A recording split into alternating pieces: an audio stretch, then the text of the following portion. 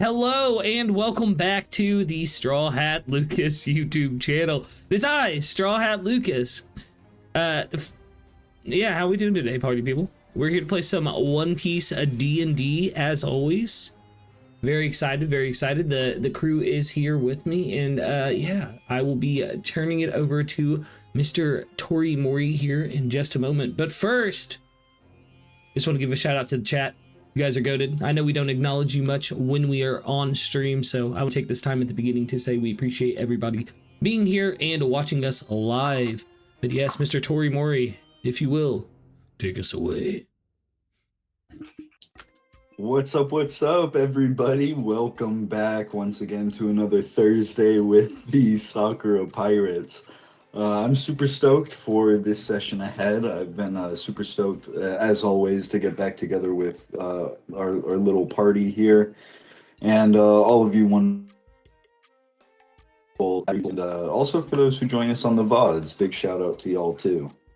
Of course, got our little starting screen here, but I'm actually going to bring us into the recap game for today. Shout out to Kahoot too. While we're giving shout outs, I'm not going to use Kahoot moving forward. It just added a couple too many elements, I think. But we're still going to keep that same kind of format. So I'll bring us over to our game screen real quick. We gaming. We're real life gamers here, y'all. We are certified gamers. We started the Let's Play genre ourselves way back in the day. My old YouTube name was DarksideLucas. No, cut. I didn't know the camera was on. Ain't no way. So, as you guys can see, pretty simple. We've got, it's all kind of packaged into one here. Every now and again, I might do a geography-based question and bring us over to a map that's going to work the same way. But, you know, pretty much just lay your token down on the answer. If it's multiple choice, we've got, you know, A, B, C, D. And the true and false, it's a true or false anywhere against the line, and that'll count toward that side. So yeah, let's get started with our little recap for the day. For question one, we're gonna start off. Abyss's main goal is to find Nesbin. True or false?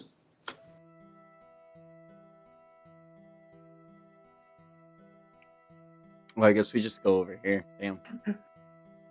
Yeah, as long as you are over that line, I'll count it toward that side. Everybody said false. Yeah, this was kind of one that was a kind of a trick, I guess you could say. It is false. Abyss's side goal is to potentially meet up with Nesbin, who is the handler of Crowsun. And it is Abyss's main objective for Morley and the others underground to find Crowsun. Very good, guys. I forgot to mention on the top of the game as well, now's as good a time as any, the reward for today's game is going to be 1 angel dice. And that is a nat 20, an instant nat 20, in case you aren't familiar with that. So that's what's up at stakes for this game today. Lock in, boys.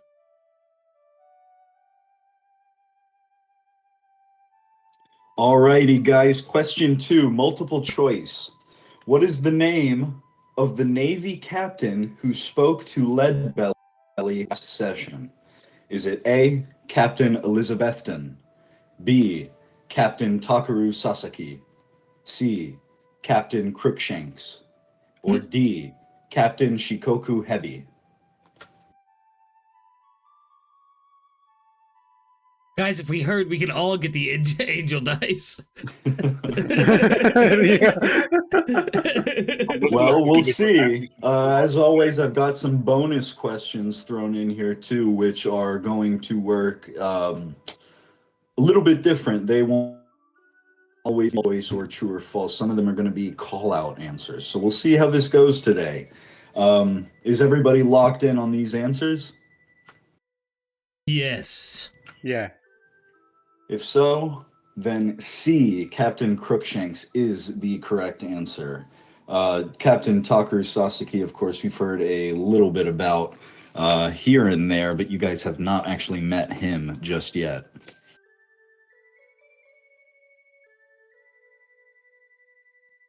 Alrighty, question 3, another multiple choice. What creatures attacked Arthur, Spenny, and Sadie last session? Was it A, Roshuan Black Swans, B, Roshuan Super Sparrows, C, Sirens, or D, Goyu Saiyan Birds? Man, I just think it's. I Did just think fighting a someone say a Saiyan bird is Saiyan so bird? cool. I don't care if it's not Yeah, true. Cody did the same thing. Alrighty. I don't think they would have made it out had those birds been Super Saiyan birds. That's all I'm gonna say. These are just we don't know if they can go Super Saiyan, I suppose. We'll have to play on to discover that.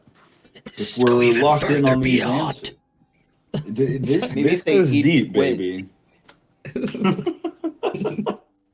Yeah, feed him to some Goyu birds like that babysitter in Jurassic World with the pteranodons. That was twisted. That was a crazy scene.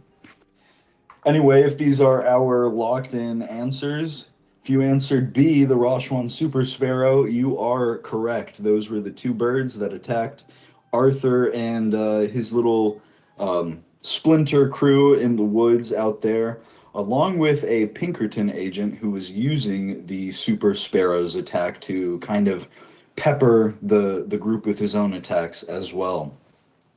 Which brings us to the first bonus question, still keeping with what Arthur was up to last time.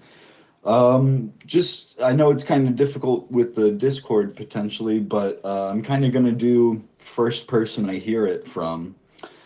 Who has come hunting Mitch on the belly boat? This is for 1 extra point. Fucking granddaughter of that old lady that Captain Rivers killed. And those kids. Yep. I would like. Can anybody give me a name, if possible? Random chick number 4. All right, my bad. Victim number 4. I would just like to state for the record that while it was claimed to have been murdered by Captain Rivers, it was actually done by one Iron Mitch. Wrong. Fake news. Fake news. No, Yes, sir. actually, though, that is true. While it was pinned on Rivers, the granddaughter was able to piece this together, of course, that it was Mitch because he confronted her head on. If we can't remember the name, no worries. I did hear it from Cody first, so I will give you the extra point for that one. It is the granddaughter whose name is Alice Spinney, along with the 2 boys of Port Gorko, Baymil and Cuscarus. Cusco? The poison for Cusco? Oh yeah. Alrighty, back to poison for Cusco. You gotta do it like John Mulaney. Poison for Cusco? Well, why would I give the poison to Cusco? Why would I give the poison to Cusco?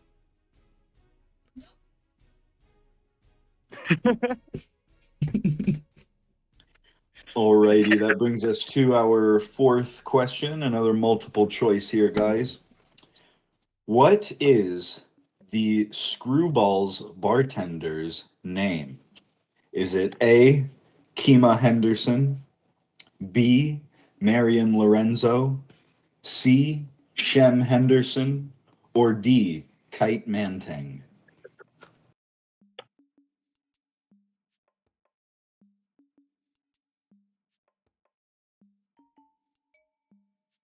All right, so one of us got it right. The answer is It all was the me. letters.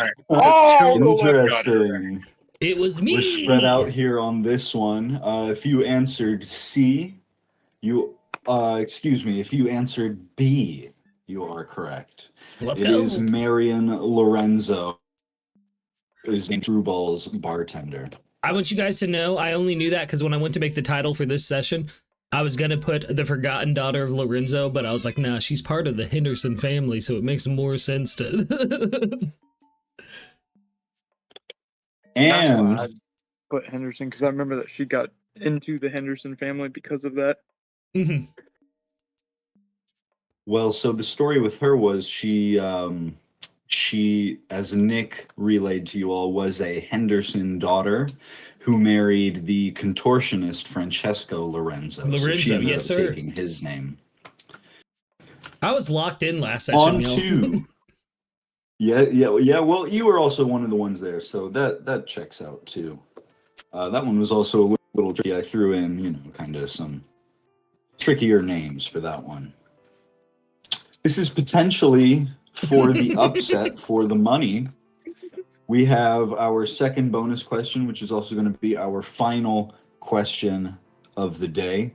This one is for not worth 2 points, for worth double of Wait, whatever your you say the score is question? right now. Before you say the question, I haven't said the the answer question is yet. D. Yes, this is a call out, but the answer is the Abyss takes the game. Oh my god! This will be another call out, though. It'll be the first to name 5 total, including I'm looking for 2 key answers within this, so that's why this is such a big weighted question. Guys, who is currently missing? I'm looking for 2 in particular, plus 3, 5 total. Mystical. Alright. Mystical, Beetle Brown, the Marines buddy, one of their friends. We also have fuck, dude, Corky all Blue? the band names. Corky Blue, yes sir. And He's not missing. He's not missing. Corky Blue is not missing. Corky Blue's And not Purple missing. It's Jack. the other one. Purple Jack? No. No, Purple the Jack's other one. not missing. He just stepped away because of talking with Henry the Horse about Yeah. his missing persons case from years ago in the North Blue. Hambone is missing. And there's Okay, another I've got member of the you. band that's missing, but Uh, none of us can remember his name. No, Beetle Brown, Mystical, Tweedleham, the Marine, and then Mitch? Purple Jack's longtime friend. Mitch is also missing. Yeah, my Well, sister is also also- missing. Yeah. So Mr. So I've got 2 of you at 4. No. What was his name? What was his name? No, I don't want any of y'all to get this. No. This is the I know first the person to get to character. 5 individually. So Yeah. I'm keeping track of what you all have said. 2 of you are at 4 right Mitch's now. son. You're Alright, missing 1 If more. I describe everything about him, but I don't have his name, can I get the credit for it? It depends. Shoot. Maybe. The Yeah. lead security guard clown, which we know he's not missing, but he is So- technically to the greater public missing. That one's fair. I get the reasoning. It will not count in this case. I'm sorry. Because you guys know what happened to him. He's not missing. You wasted him. He's Yeah. dead. But Yeah. that is fair because he is, He's as far as dead? Mantis No. is concerned, missing. Alright, yeah, and I'm Squint? assuming that you're meaning in relation to the I'll take the Squint. That carnival makes shit. 5 for Leadbelly right there. Let's Yeah, Squint is go! missing. I'll take Squint on that one. Lucas, you had 4 points. That shoots you up to a whopping 8 points game. That was a 2-time your current score question for our final question of the day. Congratulations. Add it to your sheet or keep it in mind, however you want to do it. You have Hell yeah. 1 angel die. This is not going to recharge. This is a one-time use. So use it wisely. I will. Thank you.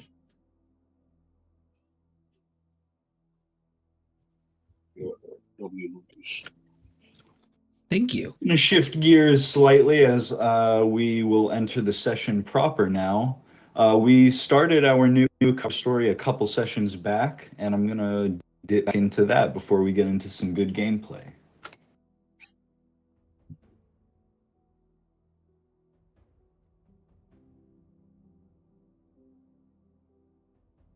bring you guys here to the overmap to kind of reacquaint you with where you are in case you need it. And okay, today's story is titled Future and Past.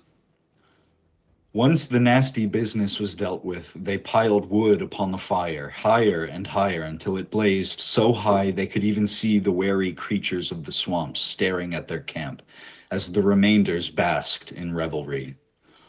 "Marked by the captain himself, you stand in high grace," sang their magnanimous leader, weeping with love that was not yet seen, while his prodigy led an ululating chant. "You shall be our future form, which humanity will model itself." The future form was honored and fell to his knees hard. A stab shot up his left knee from a root budding out of the dirt. He didn't pay it any attention, instead clasping his hands solemnly as their leader patted his head and moved on to the unmarked. The prodigy's savior was taking to all things slowly, but the other bent the knee quickly and proudly. "You two came out unscathed, so to speak, and to stand in our midst, I declare you to be marked by me," said the leader under his dull robe, the back cut off to reveal Leadbelly's mark. "Iwiotic, for your bravery in saving our prodigy, I let you alone choose this night. Become the present or remain unmarked, witness of the past." The savior looked around, a sheen of sweat across his forehead, as he kneeled near the inferno. He stammered, I will stand as witness." They waited no time at all as Kundalini dutifully stripped the shirt from his back, eager to become marked. The others cheered, their future form loudest among them all. He dried his tears. They would find him a new lady love to cherish forever in the light.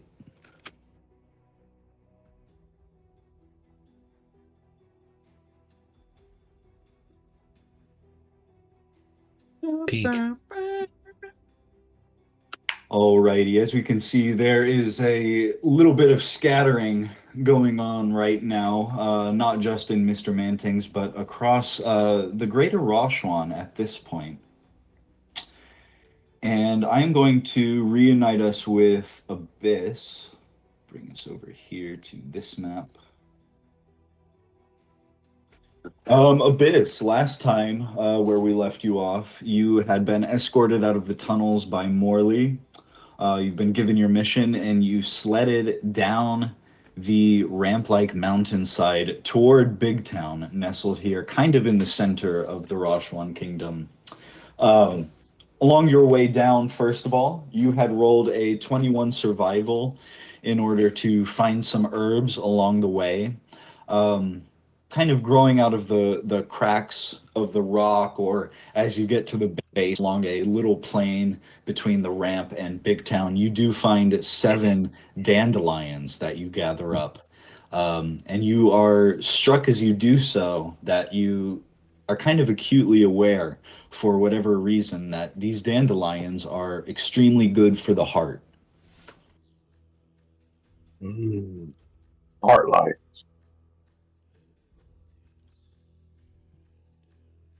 I'm gonna collect all of them. I'm gonna completely erase the population of these files from these islands. Just collect what I see.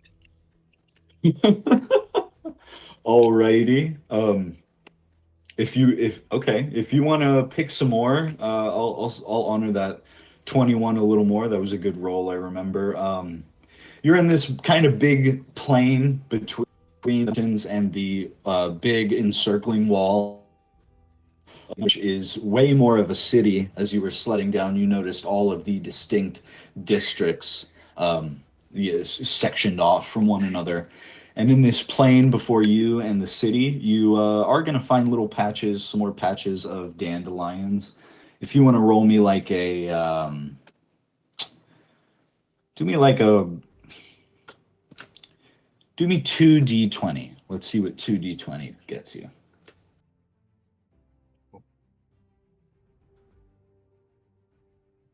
Like a river. So sorry. Oh, 2 years.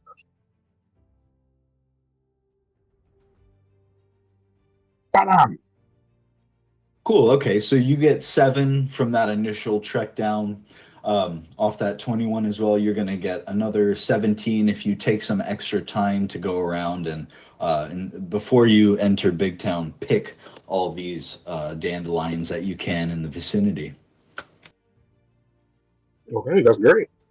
I'll just head into town at this point. Probably stealth. I'll be stealthing into town. Okay.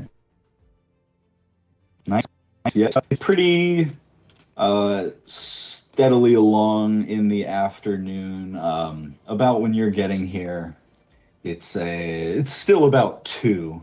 So you're coming down. The sun is pretty high, but there is a nice little edge to it that gives you some shade as you head toward the wall, the encircling wall over there.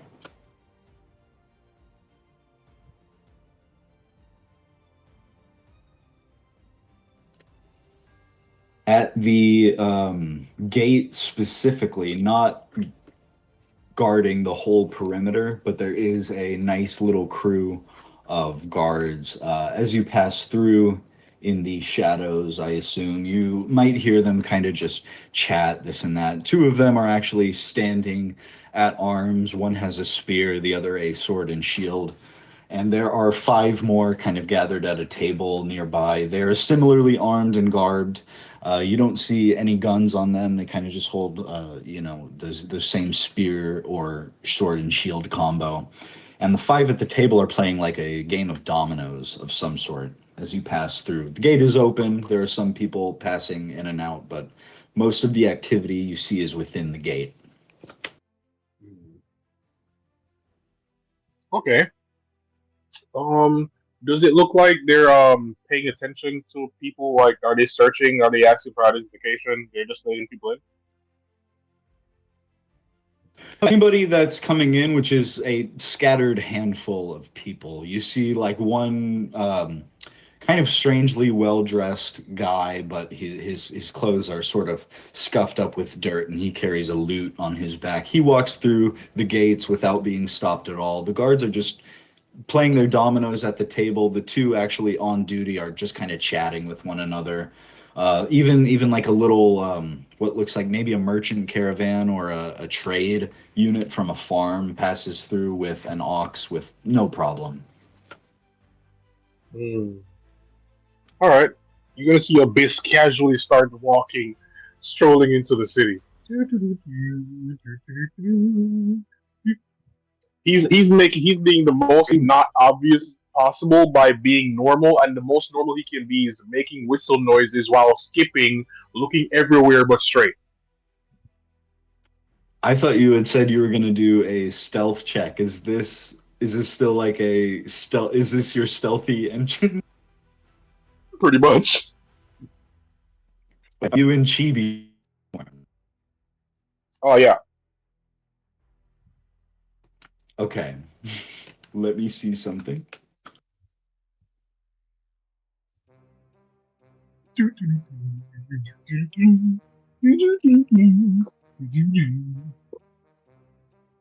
Just minding my Okay. business. Perfectly normal person. Very interesting. On a private roll, the guards at the table, they're totally engrossed in their game, and the 2 at gate have entered a particularly heated point of the conversation. Yeah, as you pass them, Abyss, they take no real notice of you as you enter, and you hear one go, "Lord Humongous done paid us right. He keeps us fed. He gives us a roof over our heads. What do you got to complain about?" They're just kind of arguing about politics. It seems the guards are divided on the treatment here. Maybe I can make use of that.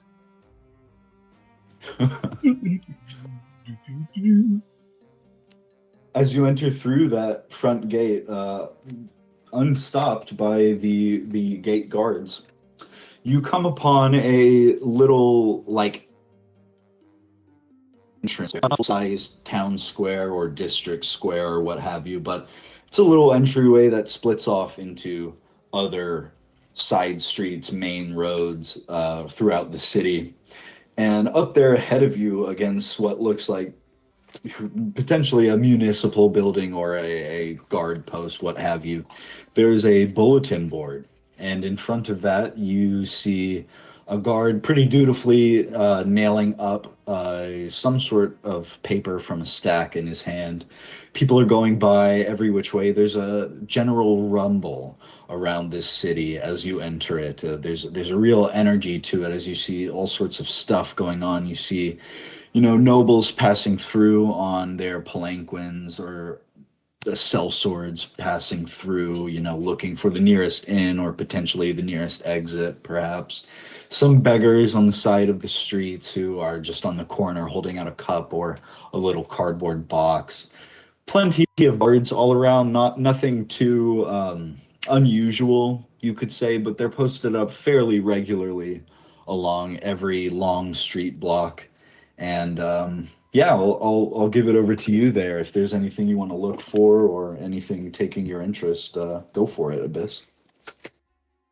Oh, there is a few things that could be interesting here. There's a few things I've always wanted to try. I'm gonna see if this could happen. You said there's guards that are like walking around like not on duty, like they're just in their off time having lunch or something. You actually do see a couple like that, a few that have taken their helmets off and have it set beside them at the table while they eat lunch at there's one diner nearby with some outside seating you can see that at. Most of the guards you can see, though, are either on some sort of patrol route or on some sort of station point. Usually, for the most part, they're paired up. Maybe here and there you see one guy solitary or a group of 3 to 5. The guy nailing up posters is by himself, and then you can see one guy far down the main street on the corner holding his spear at the ready, like a almost like a London Royal Guard type deal. All right, so I'm gonna try to make myself basically disappear from sight at this point. I'm gonna travel among like the cracks of the houses, literally traveling on the ground like a shadow. I'm gonna be using my amorphous ability, so I'm gonna be like a small. Have you ever seen Shikamaru uses like shadow, but it stretches out really far? I'm gonna be like that, but like going across the ground like a really That's fast you, rat. yeah. Right? That's so cool. And here at this angle of the sun, the city is so densely populated, it's already, or not populated, so densely built, excuse me, that it's already casting some pretty deep shadows. There's so many people walking through the street too that you've got plenty of shadow territory to play All with right. as you go darting about. I'm just hopping from shadow. I'm a shadow hop, right?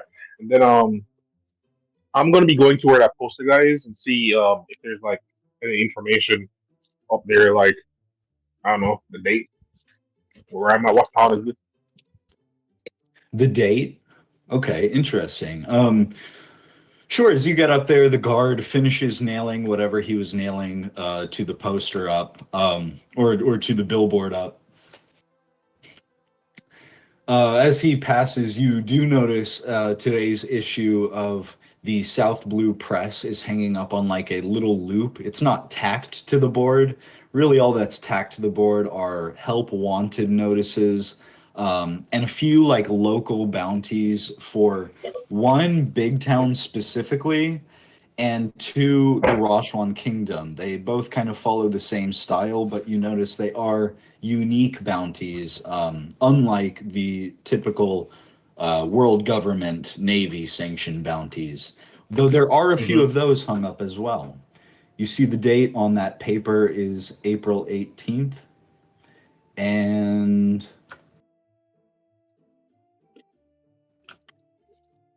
I guess, yeah, your passive is pretty good. If you, It is.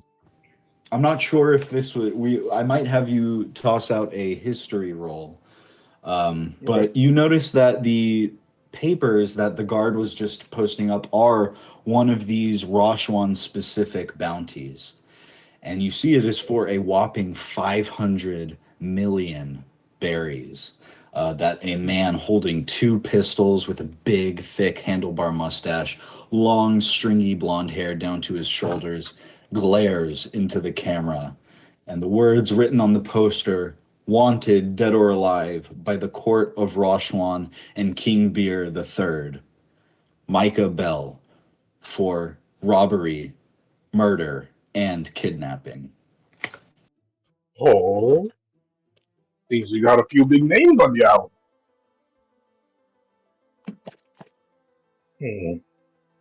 Well, other than that, that means the authorities have bigger fish to fry. Ooh, could I know that history on the guy that I'm seeing on the poster? Like, how much do I know about that guy that I'm looking at? Do I know anything?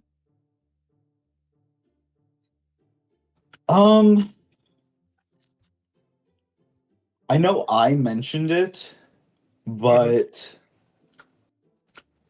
from your reaction and from the history I think I'm remembering, I'm going to say you wouldn't have this history. So I'm actually going to say no.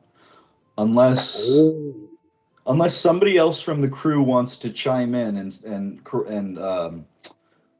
advocate for Abyss's knowledge of this, I'm gonna skip this history roll. I would have talked about it with Mitch. Or excuse me, Abyss. Oh yeah. If Abyss would have overheard me mentioning anything about it. Okay, then in that case, yeah, I will run a history, Abyss. It's going to be a pretty high DC. Okay. Just to see if you ever, on the ship or at any point, overheard anything about this guy. Hey, I'll be listening. That's the whole thing. I just be listening to everybody. They don't even know I'm listening. Oh, let's see what's happening. All right, history. Come on, hard in the cards. Oh, tell me where it rolled and let me look.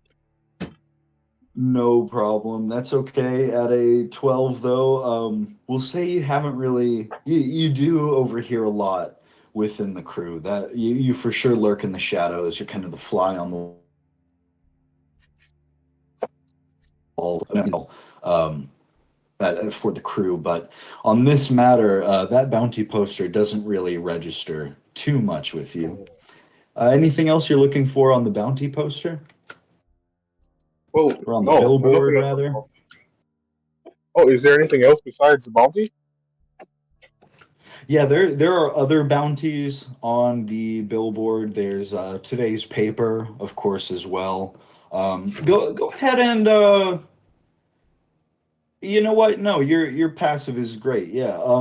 After you notice what that guard was nailing up and that bounty ended up not meaning too much to you, you notice on the front page, Leadbelly above table, that bounty was Micah Bell. Abyss, you notice on the front page of the paper, there is some news about Port Gorko. Wait, wasn't I just there? Nah, I must be imagining things. No, I was definitely just there. He immediately goes for the paper.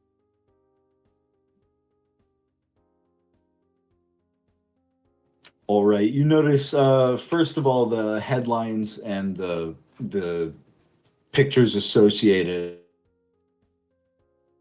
One Dread Turnkey Turner spotted in Port Gorko. Accompanying it is a picture of none other than Turner, who you met after Turner had gone off sprinting into the woods with who you now know is Zebek's coffin. And he had kind of mentioned some friendship, potentially, or kinship that the two had shared in the past on that matter. Not even telling you the mink's name. Oh. The second article that he's talks. currently alive? It is, yeah. Do you want to read the whole article? I'll read it for you if you like. Oh, nice, yeah. As you read that article, the article 1 taking your full focus, it says, "Panic struck the naval town of Port Gorko this week. 3 days passed, the pirate legend Dread Turnkey Turner was spotted and confirmed still alive, after all, by the brave Marines of Navy Base 199, confirming vague rumors heard around the South over the last 3 decades. A bloodied man was spotted walking through Mr. Mantang's magical circus, that morning still set up just outside Gorko, who are currently on their first South Blue tour. But hearsay became fact, and before long Captain Takeru Sasaki led the charge with his brave battalion against the infamous ex-pirate captain. Even now, sources are reporting to the press that Captain Sasaki leads 5 Marine ships packed to the gills with brave soldiers after Turner. He had a deft hand and defeated our forward line despite his advanced age, reported Lieutenant Hackjaw to our liaison in Port Gorko just yesterday. Each fist seemed to move in slow motion, yet he was still faster than us. He's renowned for a reason. I am man enough to say I would have lost that day, if not for Captain Sasaki. Lieutenant Silver Hackjaw is currently acting as the commanding officer of Port Gorko, while Captain Gold Sasaki pursues Turner. Remarkably, Turner had escaped by calming a melted sailor. His actions seem to have spurred yet another infectious spread, prompting upstarts to attack Port Gorko the following day. This story is elaborated on in Article 3. Citizens are advised to keep their eyes out for Turner, keep their distance, and report the news to their local Navy base or house of authority.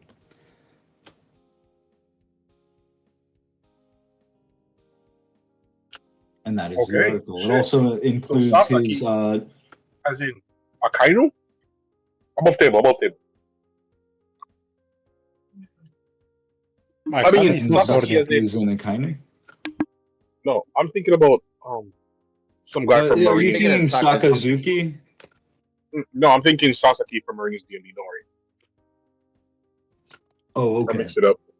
Yeah.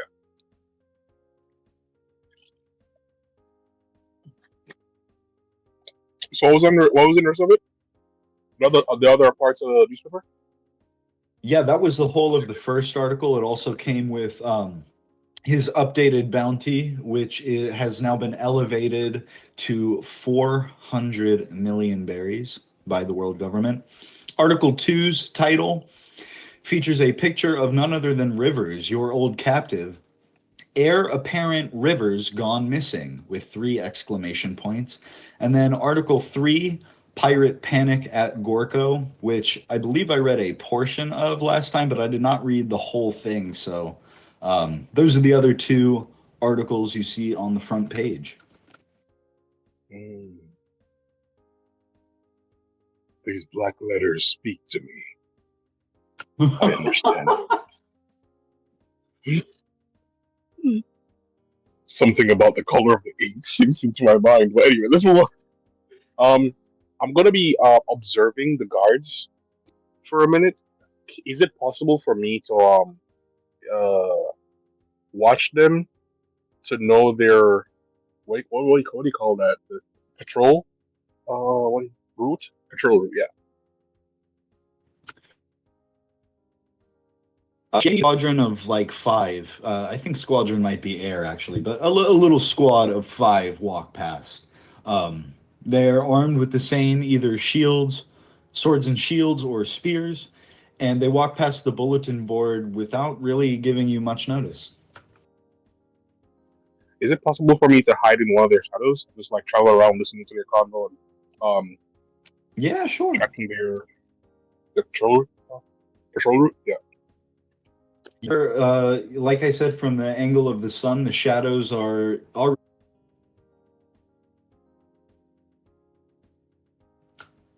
check. Can you all hear me? Yeah. Yeah. Okay, something went down on my end for a second. The shadows are densely packed together, so yeah, you're able to slip into their shadow. They're walking so close together that their shadow kind of creates a little like clump. So it's pretty convenient for you to slip into those. Okay. Yeah, for now that's basically what I'll be doing. Ooh, it'd be nice if I could contact Leadbelly right now. Is it possible to contact them first before I do this?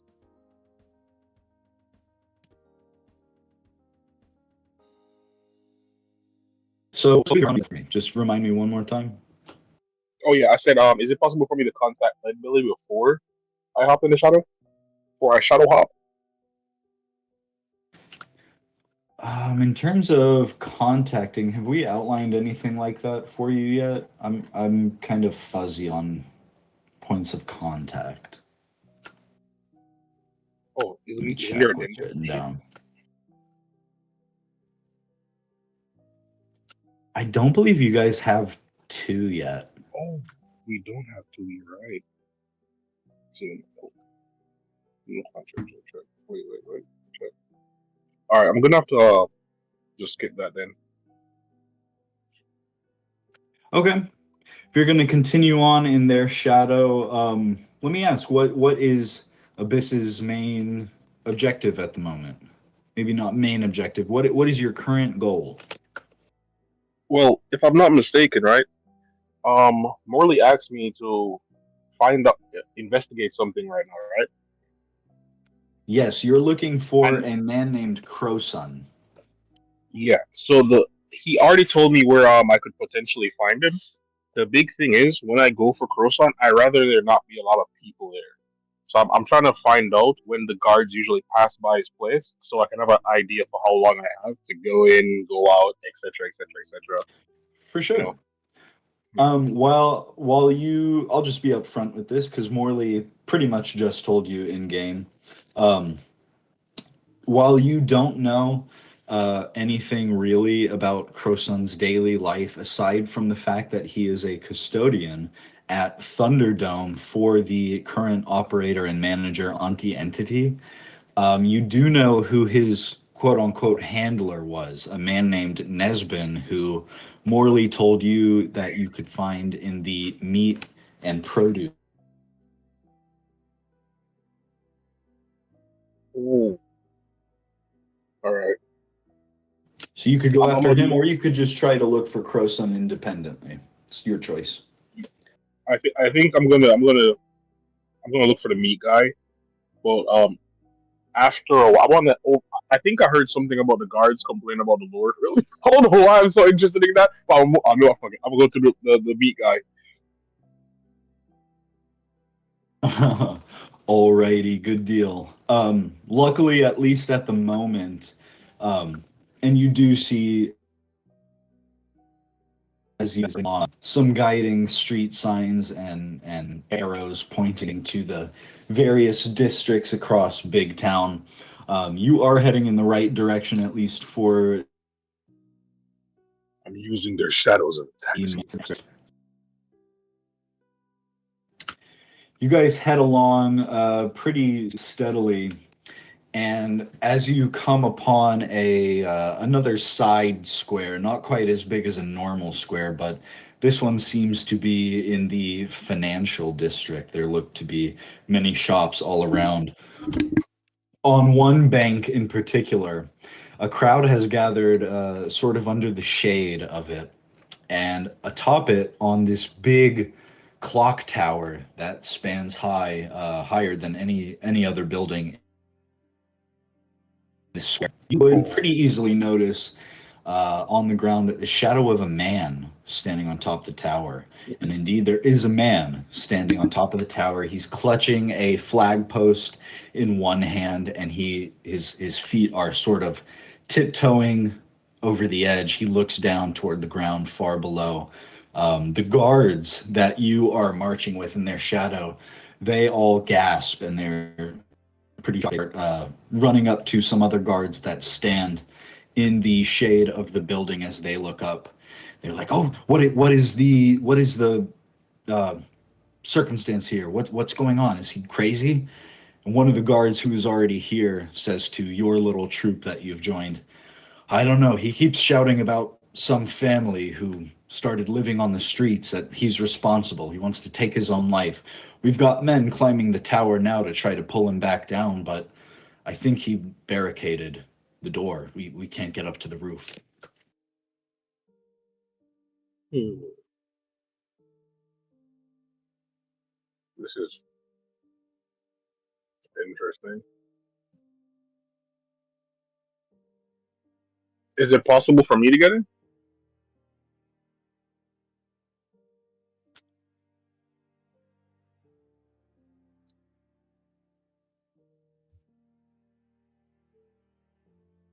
You can. There are plenty of shadows for you to slip in without being noticed if that's how you like to do it. If you do go, quote unquote, physical, you will have to maybe pass a check. But if you're heading inside the bank, you're going to see it pretty much emptied out. There's not really anybody inside. By the looks of things, the tellers and the guards and the bank guards specifically have gone outside to look up at the man standing on the edge of the clock tower. Oh, this is good. Well, wait. Does that man look like the butcher? The meat shop guy? You don't know what Nesbin looks like at all. But I'll tell you, this guy was wearing like a suit. It looked like a slightly disheveled suit, not ill-fitting, but just worn for a few days too many in a row. It was also a little far away, so you couldn't quite tell, but you don't know what Nesbin looks like, unfortunately. All right, I'm gonna go inside and just basically what's a good word? Slither? Is slither a word for this? Slither my way up. You could slither on in, yeah.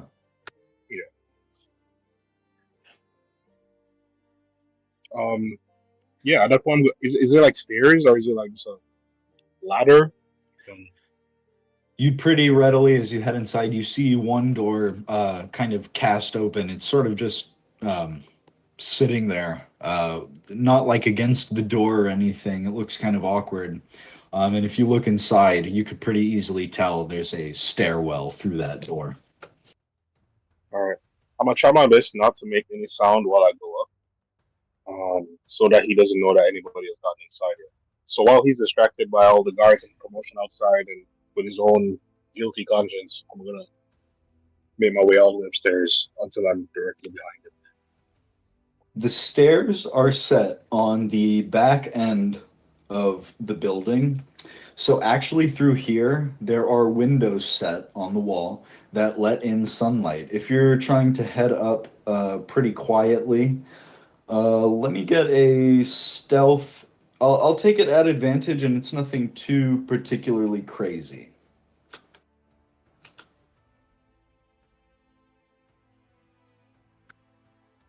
One more. I'll take it. Yeah. To be honest, even a 14 was good, but a 22, yeah. I picture you in your chibi form, just kind of. Maybe it takes a little more time, but one step at a time, just creeping your way up, because indeed, as you get a little higher, it proves fruitful. You do hear some voices and some grunting and what sounds like slamming. Oh, like he's hitting the wall or something? Okay. Yeah, as you get up there, you do notice the guards that were mentioned below are indeed up here. They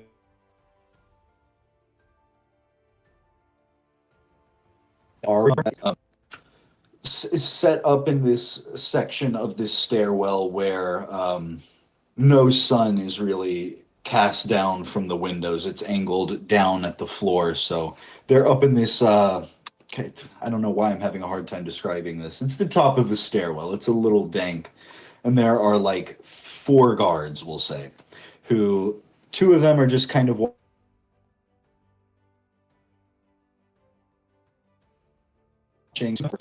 slamming their shoulders into the door, but every time they do, the door shakes just a little on its hinges, but they are buffeted back. They're panting. They're covered in sweat, and they're like, I don't know what he blocked this thing with, but he's got it wedged pretty good.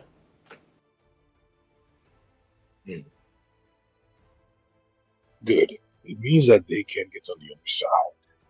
And I'm gonna like slip through like the wedges, the cracks onto the other side. See they pop out like plop.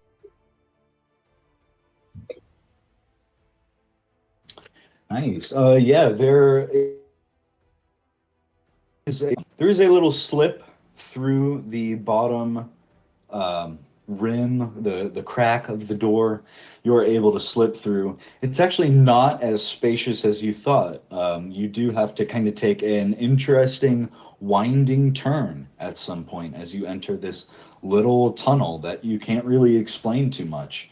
It's pretty wide, it's about, we'll say, 3 inches across, and you very quickly come out on the other side on the roof, and you see, as you potentially rematerialize or what have you, you would see either way stacked in front of the door are like, I don't even know really how much it would need to weigh, so forgive me if the scale is off, but like I'm gonna say like 30 bags of barley or corn or like wheat, just like various bags of like whole food produce stacked up in this big pile in front of the door.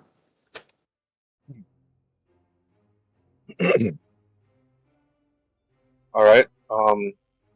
At this point, I'm gonna listen in to what the guy is saying about the things he did. Like, what is he saying he's guilty of?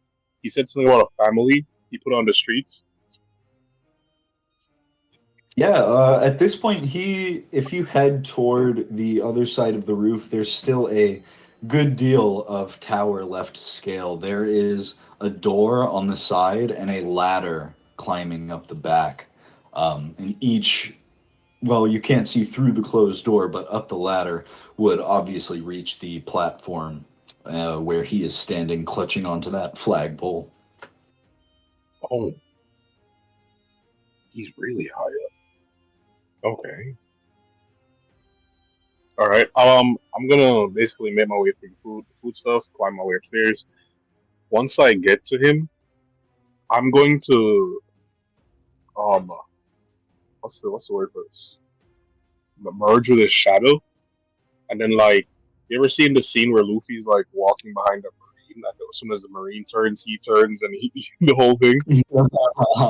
From like G8, I think. Yeah, yeah. Yeah, I'm gonna basically be doing that with his shadow, but I'm gonna be whispering things in his ears. But I want to listen to what he's saying first.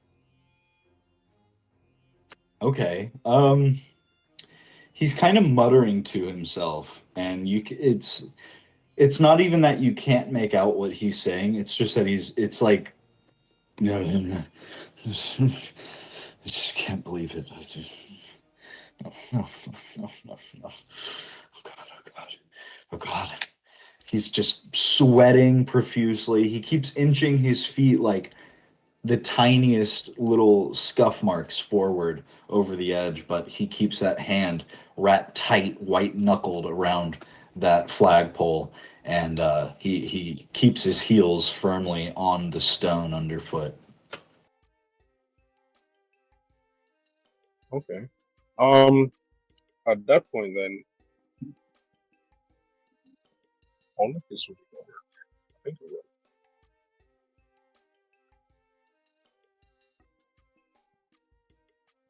I'm going to do an edict of domination. It's gonna be like Okay. it's gonna be just for effect, and I'm just gonna make a intimidation check. Oh my God. Okay. I do have to damage myself first. Though. Let me just do it real quick. You have to Devotion what? die. It works with devotion die, so I take half of that. So that's two.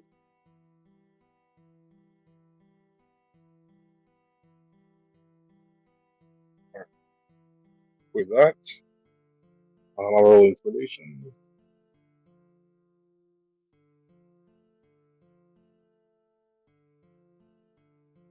You let me know if that hits. That absolutely hits. I'm not run what you're gonna say. I'm curious how this is what you're gonna do to affect this man. I'm gonna say, do you feel guilty? Oh, dude. He wraps both arms around the flagpole now, and he starts weeping. He was already kind of like shedding tears, not even crying, but like they were leaking out. Now they start flooding down his cheeks, and he goes, "Yes, it's all my fault. It's all my fault. I should have. It wasn't their fault. They didn't default. I defaulted them. It was wrong. It was wrong. I didn't want to send them out of their home. I just thought I was doing my job." Do you think dying gives them back their home? Will that return their happiness? No, but hopefully somebody can use the food. Coward! Ooh, he wails if you say coward. He's essentially just hearing like voices in his head as far as his, kind of harried perception is concerned at this moment. He's wrapped his arms around that flagpole and he wails out when you say coward. I know. Instead of admitting your sins, you rather run away. Instead of getting forgiveness, you look to be forgotten. I tried to get forgiveness, but they won't forgive me and I can't blame them. I killed their dad and their husband. I didn't mean to. You're a fool. You need not forgiveness from them, only from yourself. If you cannot help them enough, help everyone else. And if within you still feel empty, help more. Keep doing it until your worthless life becomes something. And at that point, I'm gonna slither away back. It's his choice what he does with his Before life. you do, toss me a persuasion at advantage.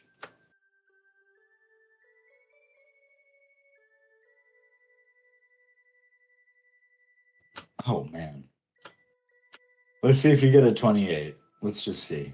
Got it. Wait, 27 is still... 13 would have done it. And it's basically, you pass that check, and as you're slithering away, you see him kind of kneel down, and he scoots his heels back, so he pushes himself against the clock on the tower. And as you leave him there, you just hear him panting to himself as he stares out at the admittedly very beautiful horizon line. You catch a fleeting glimpse, I'll say as well, of not only big town ahead of you, but the eye lake beyond that, and then beyond that, even the great south blue, pretty far away by the looks of things. Interesting. Yeah, I'm telling you right now, no. I'm removing my mark off Arthur and I'm putting it on that guy. What? Wow. Wow. Okay. Where are you putting it on him? On the back of his neck. Wow. Okay. Interesting. Dude, you'd be even I'm more gonna interested in use. ears. I'm so sorry. Come again on that. I said you actually more interesting. I put it on the back of his ears. On the back of both ears? Interesting. Okay. Okay. Unless there's anything super specific you still want to do, Abyss, I will call that the cut point. Is there anything you wanted to add on to that interaction? No, that's it. All right, word.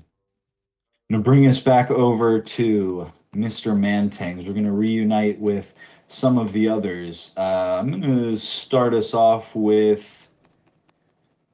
I'm gonna say we're gonna join up with Leadbelly and Kief first.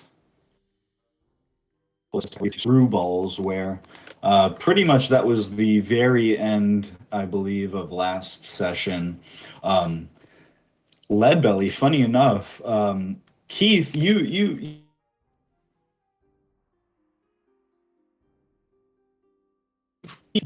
really haven't gotten as close with like the Hendersons, the old owners of this circus, as you have with Mr. Mantang and the Big Band and Henry the Horse. So while you know them pretty well from working here a while, you don't know all the intricacies. Leadbelly, though, was able to piece together that this famed beauty equestrian, Marion Henderson, later Marion Lorenzo, is actually none other than the big, broad, burly looking bartender you guys have here at Screwballs. Um, Kind of the key point that connected it being that she was kicked in the face by her trusty steed, causing her to wear that big steel jaw upon her face. We'll just kind of open it up to you both here as we're here at the bar. You know, the comedian is still telling her jokes. People are having dinner, filing in and out, etc., etc. And I can't remember if Kief had been a part of the realization that this is who it was or not. I couldn't remember what So- the dice roll was.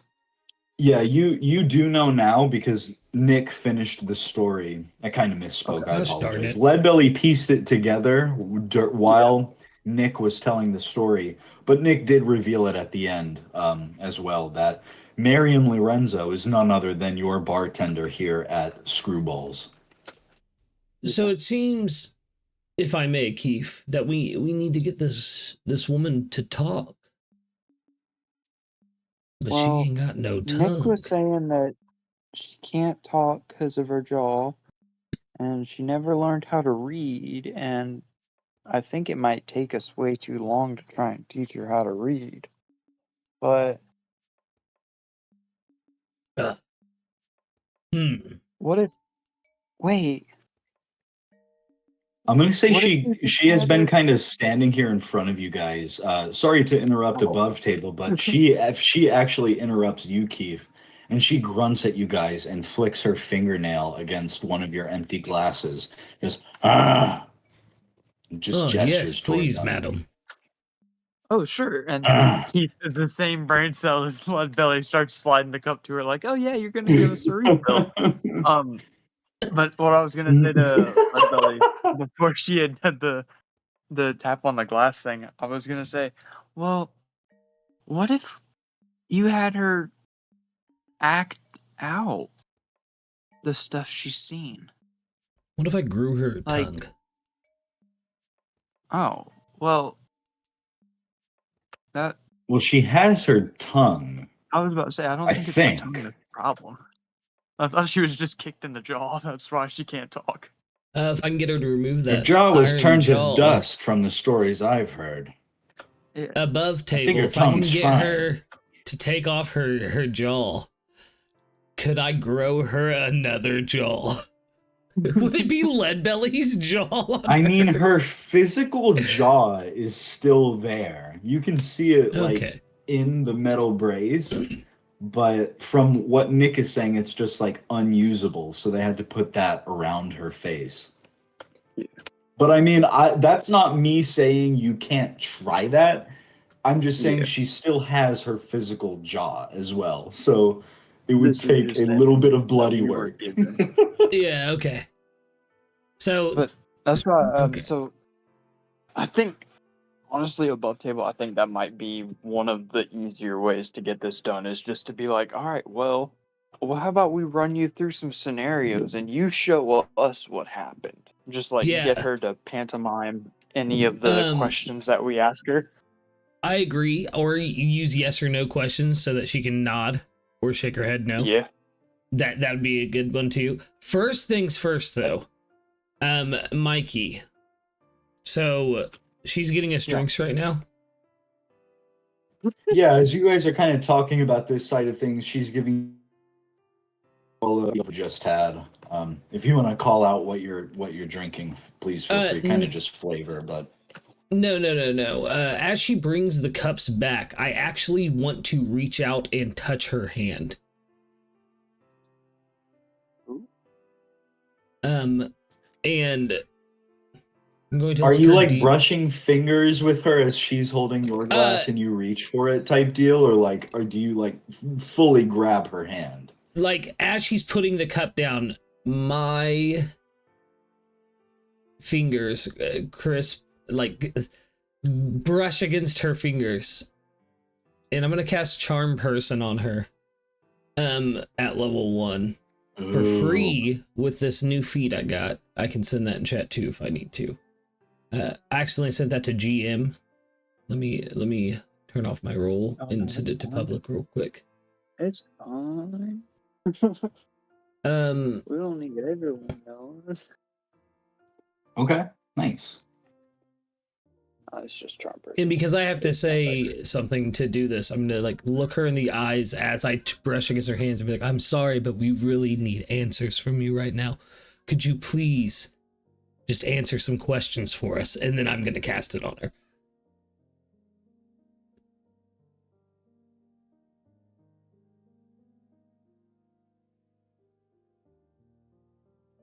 What is the DC on yours? Let me double checky. I think it's 15 or 16, but let me be like. I figured too. I wanted to double check, but I think this.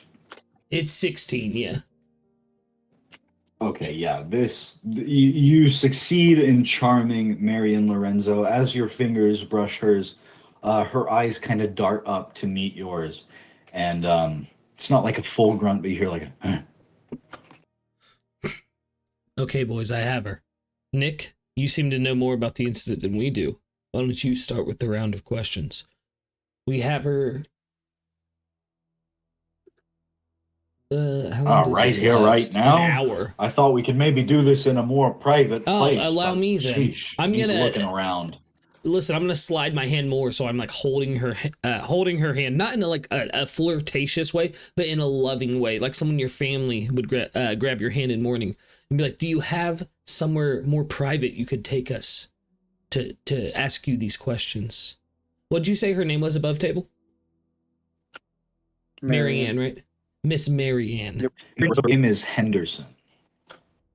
Mm-hmm. She just looks down at your hand, then back up at you in the eyes, and she goes, "Ah." And then she goes, "Ah," as you see her jaw open ever so slightly, just enough to pluck that cigar, which is burnt down to a little butt end. And as she pulls it out, she goes, "Ah," and her jaw kind of snaps shut. And she stamps it out in an ashtray up here on the bar somewhere. And without any other sound or motion, she just starts walking this way. I think we need to follow her. Yeah, I think that's our sign. You know, like, here's your sign. Further confirmation, you do see a door. She comes to it. She stops with her hand on the knob, and she looks over at the three of you. And Nick just says, "God damn, I don't know what you did, but I'll take it, son. Let's go." I gave her the old Leadbelly charm. Yeah, I'll make my way over here with her, carrying Kief with me, and our drinks. That's important too. It's the most important part. Kief, I'll even say Nick takes yours. He carries yours for you from the bar. So you guys head along. Marion kind of waits on you, but once she sees that you're in motion heading toward the stairs where there's a little bar gate. I don't really know what those are called, but one of those flip up bar gate things. You guys head through there. A couple of the servers maybe give you a passing glance of curiosity, but with Kief with you, it's not too bad. You guys can pass through pretty easily. I don't have a specific map for it, so I'll kind of leave it here on the Screwball's interior, but the door leads out into the back where there's like an alley section between Screwball's and the House of Horrors, which is like halfway wrapped around Screwball's. There's nobody really back here. There's some stuff stacked up, a lot of garbage mostly, but some other like crates and stuff. As you guys come out, Marion Lorenzo is still a good bit ahead of you. She pulls out a fresh, long, big cigar. She goes, "Ah!" She opens her mouth just wide enough to stick that cigar inside and light it up. So is it painful for you to move your mouth? Just nod. You don't have to make sounds. After she finishes lighting it, she throws the match on the ground and just kind of boots it out. She nods with her eyes shut and goes, ah. Uh-huh. I see. So this that was done to you, was it intentional? She opens her eyes and looks at you for a few seconds. It starts to go on a little long even. You're kind of waiting for that response. She shoots a glance your way. And then she just shrugs and she goes, ah. You don't know? She shakes her head. Was it? And I look over at Nick kinda, and then I look back at her and I'm like, was it actually a horse? She nods. Okay. Nick, any questions you can think of? And she starts going, and she thumbs her thumb into her chest. You. Roll me an active perception, both of you. Okay. Okay. I rolled one for Nick as well, but he did not pass it. I also did not pass it. Unfortunately not. Leadbelly. Yes. We're banking on you. I mean, I don't want to say that you should use it because we don't know what you're gonna roll. Listen, I have. But- Before I use that, man, I've got a luck still. I have an inspiration still. Like, Wait, did you use the Did you use the? Damn. yeah, I used the musician bardic one. inspiration? Yeah, last time. Oh, I didn't need it. Ooh, yeah, you don't No, need no, it. not the 24. Not bardic. This one. Yeah, I used that last time. Okay. All right.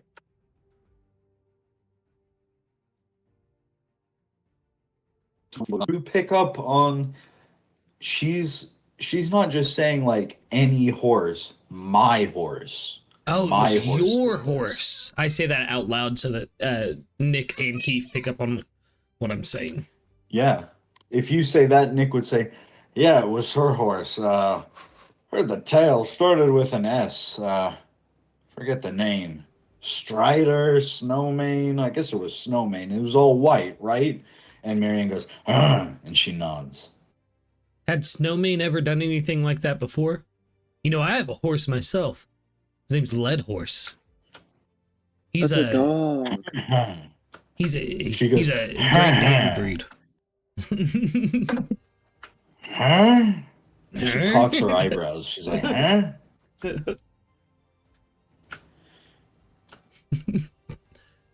Oh man, I'm trying to think of what to ask her to get this ball rolling.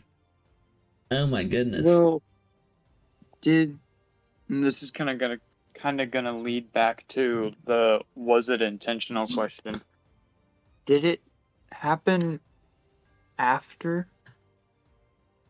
you saw something? Ooh. Her eyes go toward the ground, and she does not reply.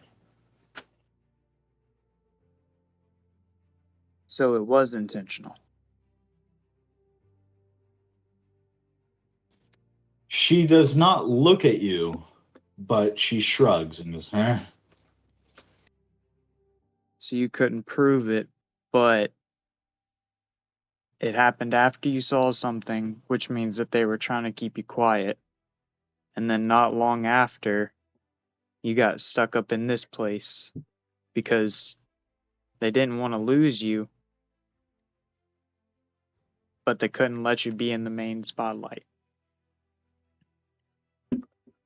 Ooh, Nick will chime in. He looks at you, Kief, pretty impressed, and he nods and he goes, yeah, you're a Henderson after all. One of the originals, too. They couldn't risk letting go of you. I mean, hell, I bet if my suspicions are right, if the Navy or the world government got their hands on you, this little jurisdiction issue with Mr. Mantangs would be all but kaput. No jurisdiction, nowhere for any of your clowns. Isn't that right? And She doesn't grunt. She doesn't look up from the ground, but she gives the tiniest of nods. Was what you saw horrible?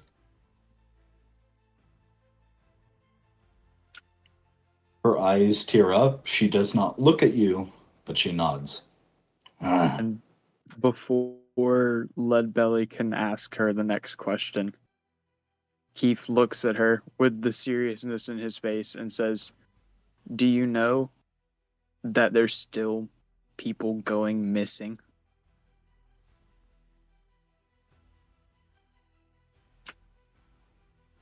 She recomposes eye contact.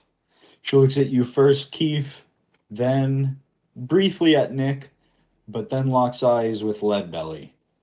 She goes, and nods. So, is what you saw something to do with the missing people?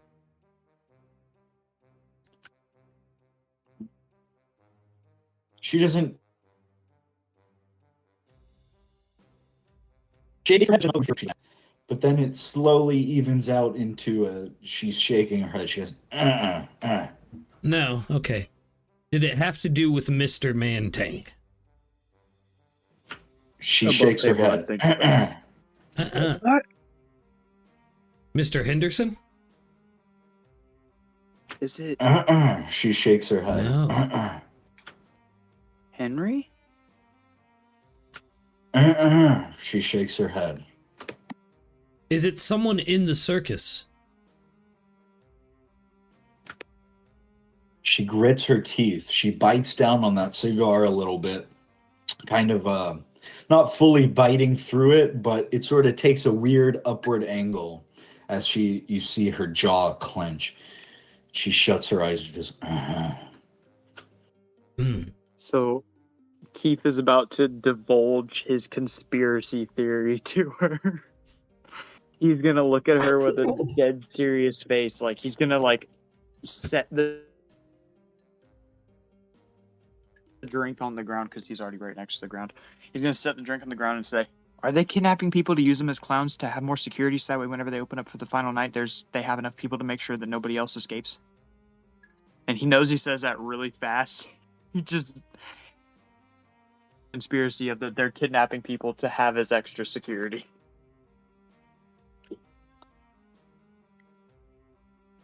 She cocks her eyebrow at you. And she takes like a wary half step back. She goes, huh? Wait. But then she looks to the ground. She crosses her arms. She looks up into the sky. It's an open air day, not many clouds. It's pretty uncharacteristically hot for the season as well. She looks to the sky a moment longer and then looks back at you. And she shrugs, but she nods and grunts. Ugh. So kind of. Do you... Doesn't Sorry, my kids she are doesn't know for screaming. sure, but it makes sense because Yeah. of what's been going on. So do you know where they're keeping the missing people? Oh. She goes, huh, and nods, and huh, and shakes her head, pretty much side by side. I told you, Leadbelly, all we gotta do is start taking the clown makeup off of people. Because Roll that me. her confirmation that wasn't even a full confirmation was enough for Keith. He's now dead set. Locked in This on is it. what's happening. he's got it. No, it's probably not it, but you know. Keith, I'm going to go with a... You've done a lot of work independently, so I'll call it a wisdom save. Okay. Yeah, a 23. Woo! So this is in relation to your almost loyalty, I'll say, to this place. You have been here some months now, and you feel some loyalty based off of what you've been told before you lost your memories to be that Mr. Mantang and the circus that he is the head of has done you a great service in a way by bringing you out of slavery, regaining your memories of a sort, at least your ability to make new memories. You have steadily been regaining your own memories, and you find that there's still a chunk missing. And there is some sort of unease that has been steadily building. You know, you saw Mystical way back before the game started come up to you and kind of, he looked like a crazy guy talking about how you two knew each other, how he was excited to see you again. But it was Leadbelly's tattoo of your name that's really started the snowball of, my God, what is going on here? So on your story, You had skipped a bit. What were you saying? well, who the hell is Bert Bondi?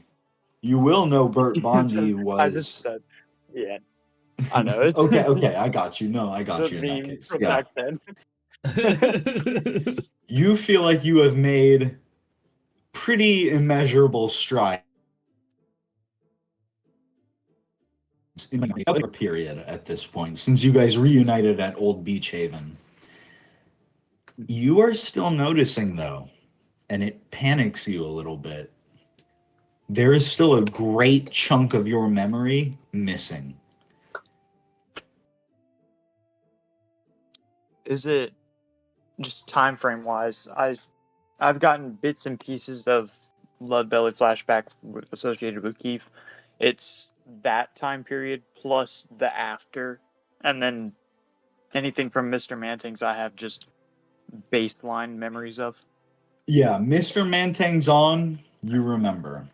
You Okay. can remember that pretty easily. You are also remembering a lot of the path. You are kind of conscientious, I suppose. Just kind of conscientious of the ways in which you aren't quite caught up to date on all the stuff at Mary Joie, the past, the path. But funny enough, what specifically is missing is you see this like it's like this shutter shot, fast paced film image reel almost.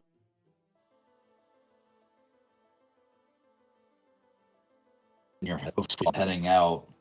Brass Bill making his daring last stand. Don Quixote Homer helping you all out. Most of the path making it out to the South Blue. And the last thing you really picture is you, Mystical, and Bert Bondi heading off to Centaurea together, kind of at odds and eventually splitting up. And you know the nature of you splitting up was violent and uncalled for. You can't say to what degree. And you know that from then until when you reach Mr. Mantang's, that memory is still locked away. So as I'm assuming that there is a slight bit of pain, it's not debilitating pain. There's actually no pain with this one. Oh, let's go. Okay, no pain. So there I'm gonna do this as the flavor. There is, and it's not actually there. It's just as this is all like the new shit is combining with his old memories and then just the skip into the Mr. Mantang stuff. He's like, Mystical's there? And Bert. I still don't know who the hell is Bert. Bert was a good As man. he's kind of like head in his hands, like pressing on the corners of his temple to be like, this is where the pain is, even though that there is none. And that's not even where the pain would be if there was pain. It's just I got you. he's like, yo, this is messing with my head. It has to be here in my head. What is it? And as he kind of sits there and reflects on that, he looks to her. I forgot her name already. Looks at Miriam. her and says, Lorenzo. "Do you know I don't remember getting saved by Mr. Manting?" So you're asking if she remembers you before. What are you asking exactly? I apologize. I'm asking her if she knows why I don't have the memories of meeting Mr. Manting up until waking up in the hospital bed. Because he's assuming that he had met Mr. Manting before that, because in that conversation with him in the hospital bed, it had seemed like he was trying to jog Kief's memory from already a place of having a little bit of knowledge about Kief. If that makes sense. I got you now. Under that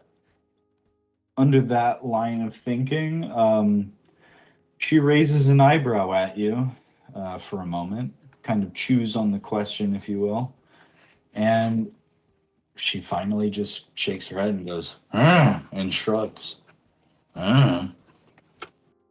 So, you don't have any problems with missing memories, as this is like the insight to Kief that it's not, the memory loss isn't exclusively a Mantang thing. It might just be because of him, like because of Kief, because of something that happened to him. But this whole time he thought that it was related to Mr. Manting as well as the missing people's cases and all that.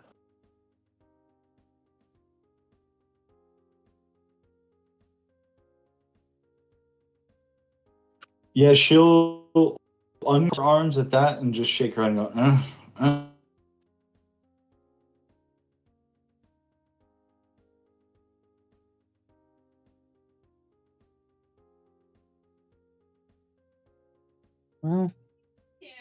Kief, is there anyone else here that you could... first up, are you okay?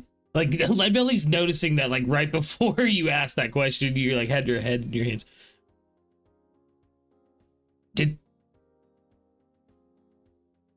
Did you say something about Bert? Yeah, I still don't know who he is. I saw his name on your tattoo and then started to make like a picture of a mustached man, kind of definitely shorter than like the watch they had on It's the God's Nights, but I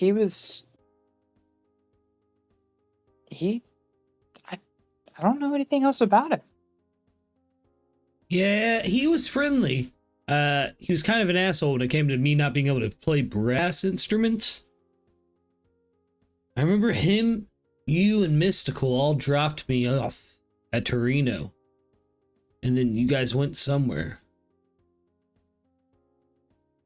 That's what I remember too. We went to this place, and then the next thing I can remember, I'm waking up in a hospital bed, and Mr. Manting is standing over me, talking about me as if he knows me, and then a few weeks later, I'm a part of the big band, and then Mystical shows up, and then tells me about the fact that I have this whole past, and I don't even know anything about it.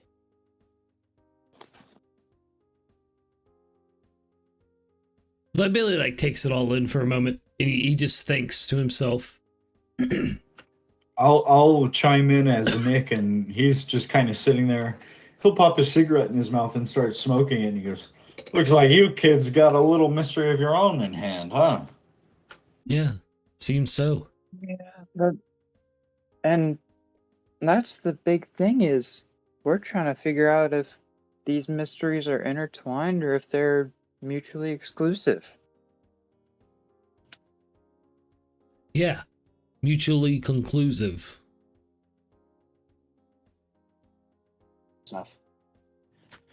So, so now this fully conversation locked just in on. Yeah, it's just Leadbelly's close enough.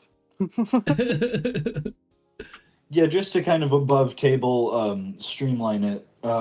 So you're kind of going down two different paths with Marion. One, the missing people's path in regards to the circus and the strange, kind of undeniable, I suppose you could say at this point. There's a slightly strange, undeniable presence surrounding the circus. Tie that same feeling into now Kief's amnesia on like a second sidetrack. There's kind of, would you guys sum both those tracks up that way? It after her response of her not knowing anything about Mantang messing with my memories, or if that even is the cause, that's what kind of led Kief to back off and be like, okay, well, this amnesia is on me, not on Mr. Mantang, but all of the disappearances are still related to Mr. Mantang at least, because Okay, that we already okay. found out from her. Now, Gotcha. Miss Gotcha. Marianne, was it? It's someone inside the circus. Was it one of your family members?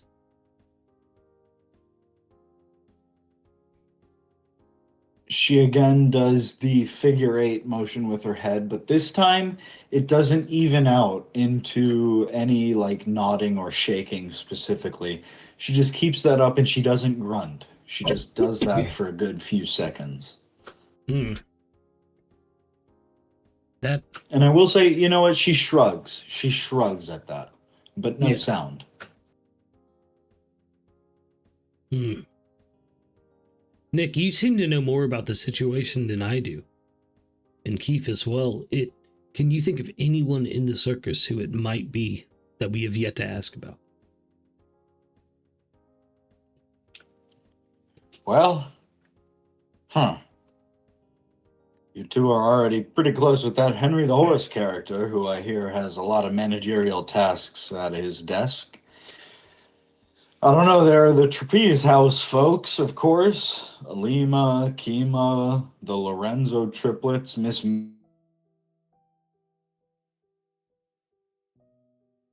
And while he's naming off these names, Kief is watching her to see if she has any outward reaction to the names.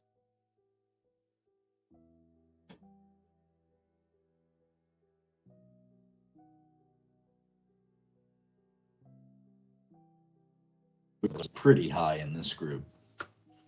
But I forget off the top of my head, and I don't have my sheet with me. My passive is a 13.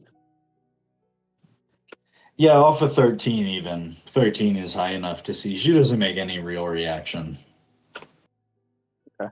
And Kief will turn to Nick and say, well, it doesn't seem like any of those names meant anything. What about...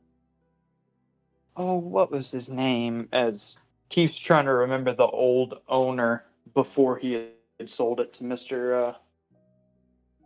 Mantang. Not Mr. Mantang. Henry. Yeah, that's something I'll give you without even a roll. That is a pretty famous name, still widely regarded in good contempt in the circus. It is Henderson the Third.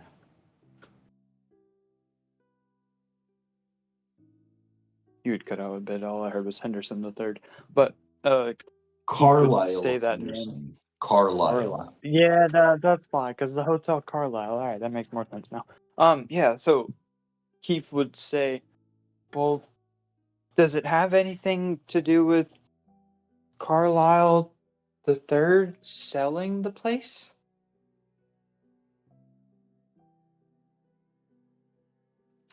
You see like the muscles under Marion's face twitch for a moment. And then she takes her left hand and sends it flying as a fist into the wall. Let me roll something real quick. Oh, we're... That's an interesting reaction. I'm still on Leadbelly's shoulders, so let me know if I have to send something in chat. No, she's punching the wall. It's like the canvas tent wall. It's really thick. I was You're thinking good. like it's an instinctive, and I knew that we were all kind of in close proximity, so an instinctive just hearing a name that makes you want to punch. Sometimes someone might get hit in the crossfire. I was gonna have that be Kief instead of Leadbelly Okay. because he was the one to say it. I'll let me roll. Yeah, let me check something. No, I don't think. What's your AC? It is a 14. I'm like almost. Yeah, I was almost positive this didn't hit. It definitely didn't. Yeah. It sails past you. You maybe feel like the wind of her fist as she sends her fist hurtling into the canvas side of the wall. It's not even like a really satisfying punch necessarily. It's pretty powerful, you could say, as it sends ripples out from the punch point across the canvas tent wall that quickly sort of calms down. Oh, I think that might be what we're looking for. So, are the Hendersons still upset that Carlisle sold the circus?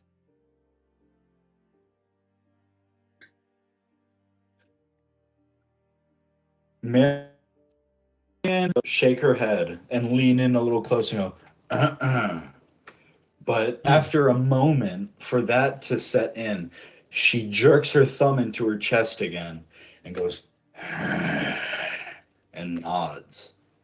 You're I'm gonna use upset. that. Are upset. I'm going to use that as a cut point. I'm also going to call a quick $5 for a little bio break. We'll be right back in a jiffy, gang. Make sure you like and subscribe. How we doing, chat? Dun dun dun dun. Bum bum bum. Sakura I'm about to pirates. go pick up some dinner. So that's what I'm gonna do. Hells yeah. Pick up this dick. I can't wait for you to get your epithet, Cody. Arthur I Crash won't. Out Morgan. Arthur Tuberculosis Morgan. Fuck.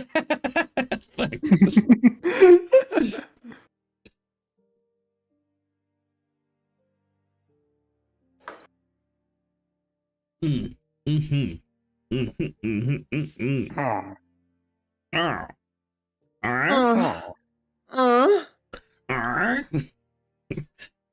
Wrong That- sound that's effect, what it- Cody. Yeah, wrong sound effect. No, that's what it sounds like Oh, when I'm villagers grunting. make. I'm grunting it. I'm grunting real hard. What the fuck?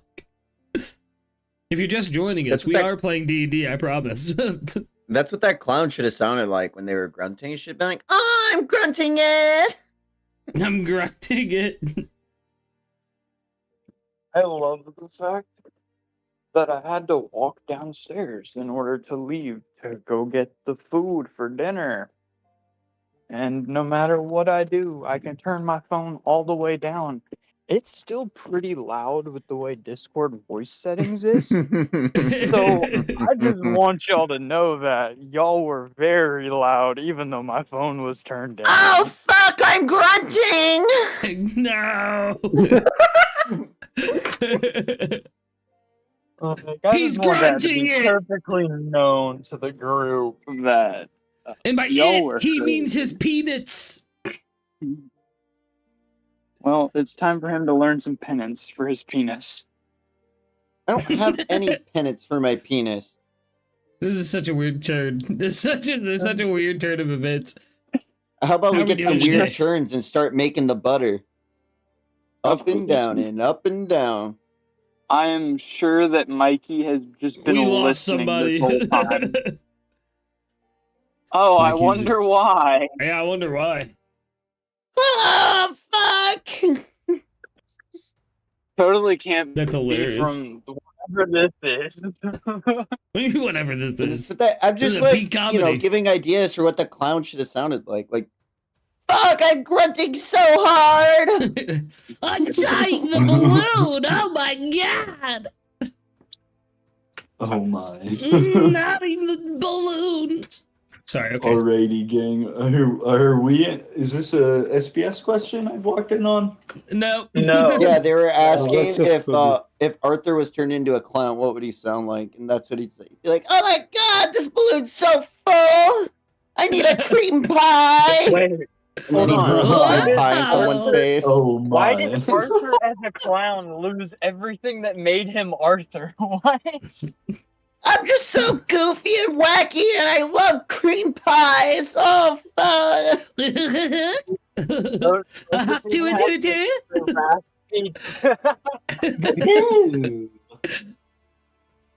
Bro doesn't have the raspy tuberculosis-filled lungs for the voice anymore. You gotta listen here, Ditch. It's time for you to start digging in your butt, twin. What?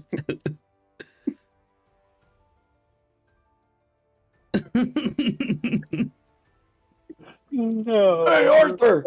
Arthur! I got this really good plan. What is it, Marston? You need to start digging in your butt, twin. You ready, Mikey?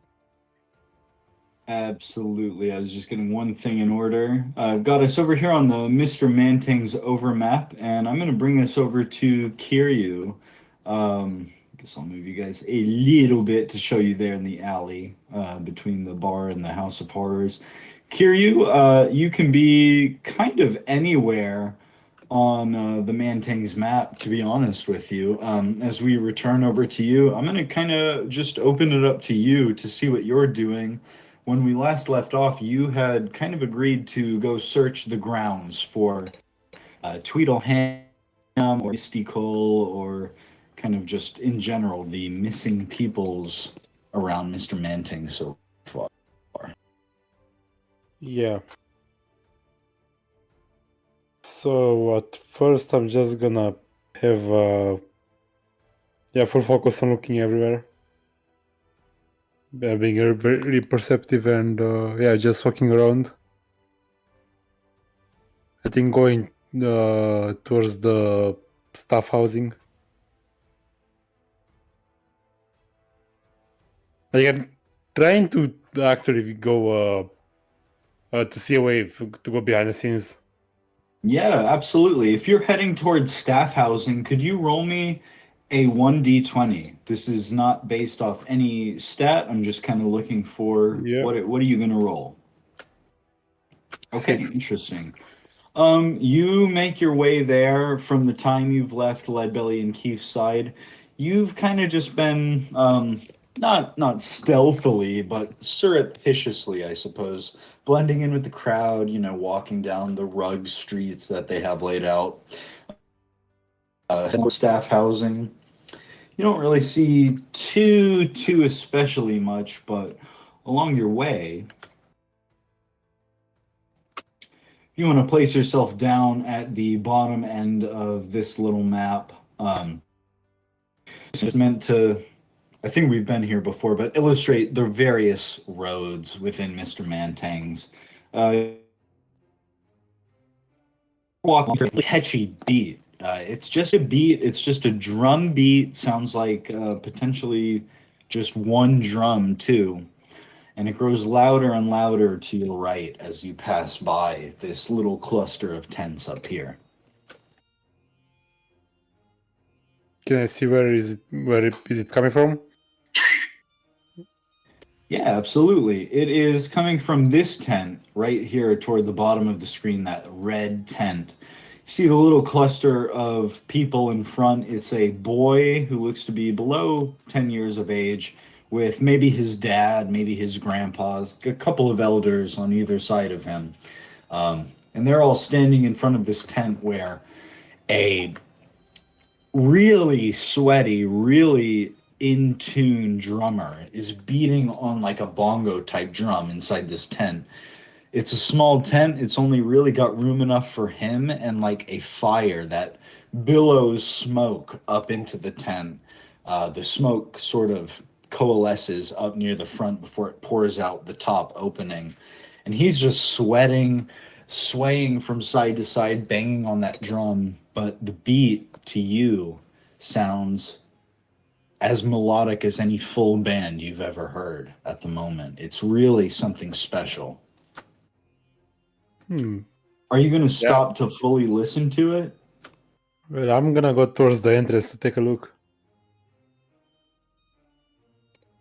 Yeah, if you come over here and you can see inside to see this performer pounding it out that way. He's got like a very fine rhythm to him that sort of starts out as just a beat, steadily becomes a almost full band experience all around you guys, you and these three other people you came to join, other couples, other marine visitors, a couple clowns, a few couples, some locals from Roshuan, all sorts of people come up and experience this little drumming session this guy holds inside his little hot tent. You're gonna sit there and experience it for a good little bit. I think I would like from you, good sir.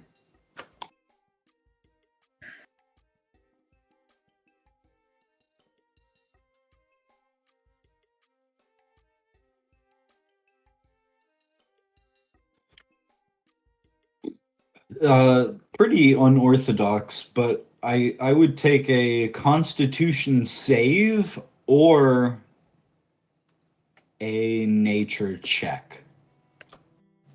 Both the same DC. Yeah, I'm gonna take it. Both for the Constitution. same effect. Damn, that's weak. It is what it is. 10 is pretty good. I'm- You feel. Yeah. What? Go ahead. Yeah, easy enough. I'll 10. Take this moment to stand and appreciate this performance along with the crowd. You actually feel a wave of nausea overcome you at a certain point as the drumming just becomes too intense. It's like you are part of the drum itself being just beaten by this guy's hands and fists. But off of a 10 itself, you're just going to skirt the line. And you feel this wave as you feel your heartbeat almost sort of drop into sync with the beat. And I'm gonna give you I don't know how you want to keep track of this. Please I'll keep track of it as well in my notes, but please keep track of it yourself. You gain a +1 to your Constitution score for 8 hours. So if Damn, you take a nice. long rest at any point, it will negate, because that's got to be a certain amount of hours as well without steady activity. What just happened? Sorry, roll 20 weirdness. Yeah, you're gonna get that +1 to your Constitution score. So I see it is at a 15, so it'll be a 16 for 8 hours.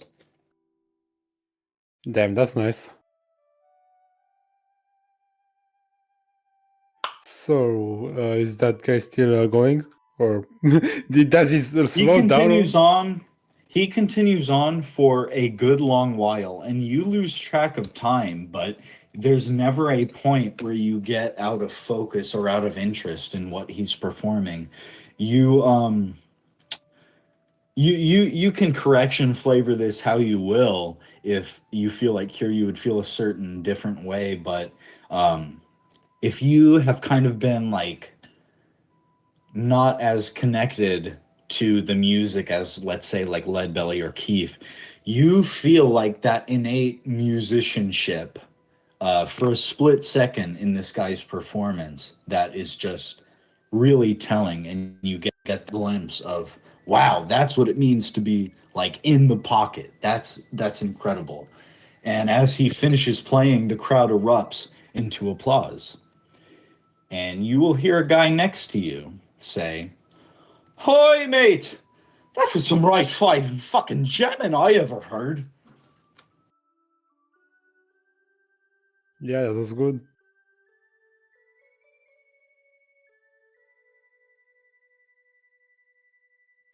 The crowd has expanded quite a bit beyond just the grandfather, his son, and his grandson type deal that were there. You even see those original 3 that prompted you to come check it out.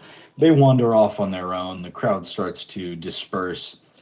The guy inside the tent takes a little break. He wipes the sweat from his forehead.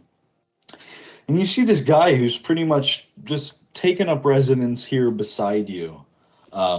He's wearing a little, I think it's called a bowler hat on his head, but he's got like red hair, long shoulder length red hair streaming down from either side. A little stubble upon his face, but nothing too crazy in terms of a beard and mustache.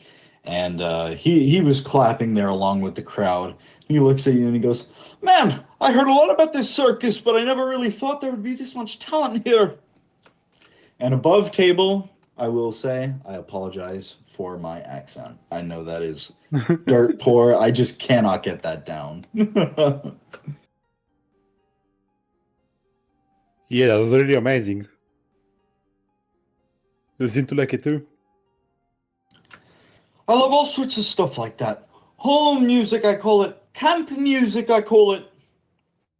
That's the type of stuff. AT. Back in the day, we had all sorts of members of our little gang who could play the instruments this way or that, spin us on a yarn for a night after a day of making money. Oh, I miss those days. And what's gang. your...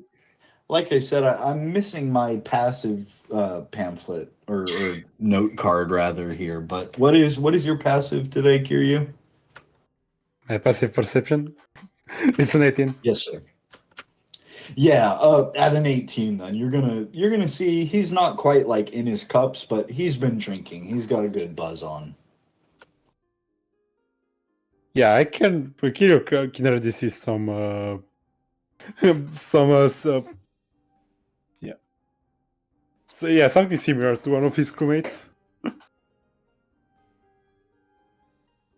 Let's say the vibe. You cut up a little bit for me. It's what to one of his crewmates? Yeah, this guy seems similar to one of his crewmates. Yeah, he's just sort of standing there. He takes his hat off a second and fans off his face with his hat. It's a particularly hot day. There's a hot sun beaming down upon you, not many clouds in the air, but he doesn't seem to be perturbed by it that much. He just sort of claps you on the shoulder and says, "Sorry for encroaching on your space here, laddie. Just looking around for me mates, and then I heard this wonderful playing. Haven't heard drums like that in quite some decade." Yeah, I'd say he's almost as good as my captain. "Oh, your captain can beat on the skins, can he? Well, Yeah. good deal. I got a captain who beats on skins too, laddie. Sean Maguire, put her there." He puts his hand out for a handshake. Yeah, nice to meet you. I'm Kiryu. Kiryu! What a good name. Rolls off the tongue, laddie. Good deal. Hey, tell me, you must have been here for a little bit now. What's good to check out here? I know my mates went off to go check out the eatery, but I had a late breakfast, so I'm trying to check out the sights, if you know what I mean. Yeah, I'd say the night bar is good. Really chill, nice place. What, laddie? From? What else is there around here? I know they got a few things, but it's the last day, so some stuff is closed off to the... What did you say? You broke up a little bit. He said in your response to the bar, he goes, "Well, that's where I just came from. I'm looking for stuff that's open. I know it's the final day, so some stuff is closed up, but what can you recommend me? I'm trying to check out some sights and attractions." Well, for now, I've been to the zoo. It's interesting, but kind of underwhelming. Other than that, I'm same to you. So, Yeah. Mr. Mentings is supposed to have all of the different wildlife across the east and north blue at the least. They got some south blue creatures there too, I heard. I mean, it's boring? I don't think there's anything boring about Mr. Mantang. Don't take that from me. I better, much bigger beast than those that are on display. I am just. Well, I'd be happy to go check that out, mate. Say, he starts scratching his chin. Where have we met before? I don't mean to be rude, but I definitely know you from somewhere. Well, I have no idea. I have never seen you before.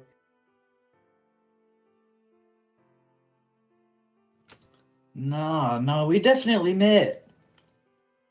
It weren't Blackwater, were it?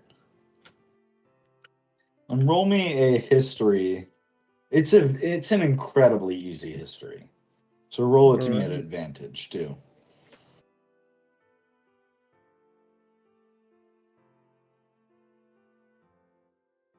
Oh, let me roll again for advantage. Roll it a second if you like.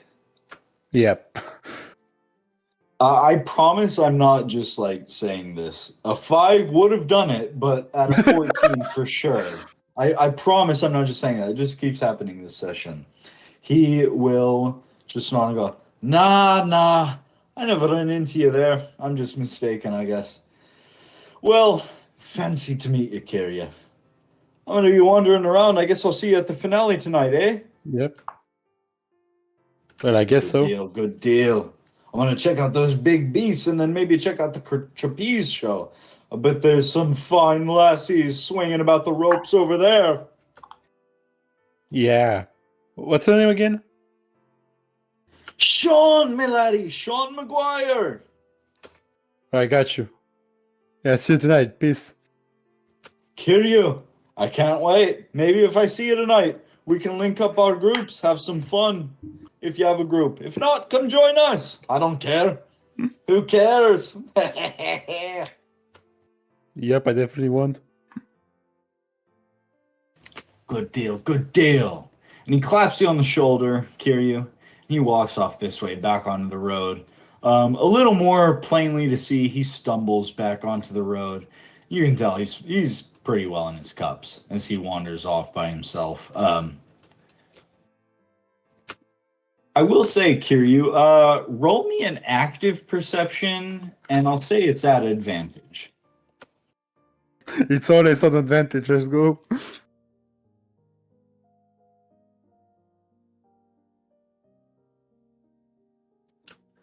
At a 24, you're absolutely going to be aware of the time. You know that you've got a little rendezvous with Rito Misha on the beach to make. And while you are super indebted to Leadbelly and his motives, you know, you're out here looking for Misty Cole and Tweedleham. You do there's a sudden tug of notion of, oh, I'm supposed to meet Rito Misha down at the beach now. What are you going to do with that? Yeah, basically it's gonna be alright. I'm gonna go to the beach. He's going for the lady, guys. He heads off.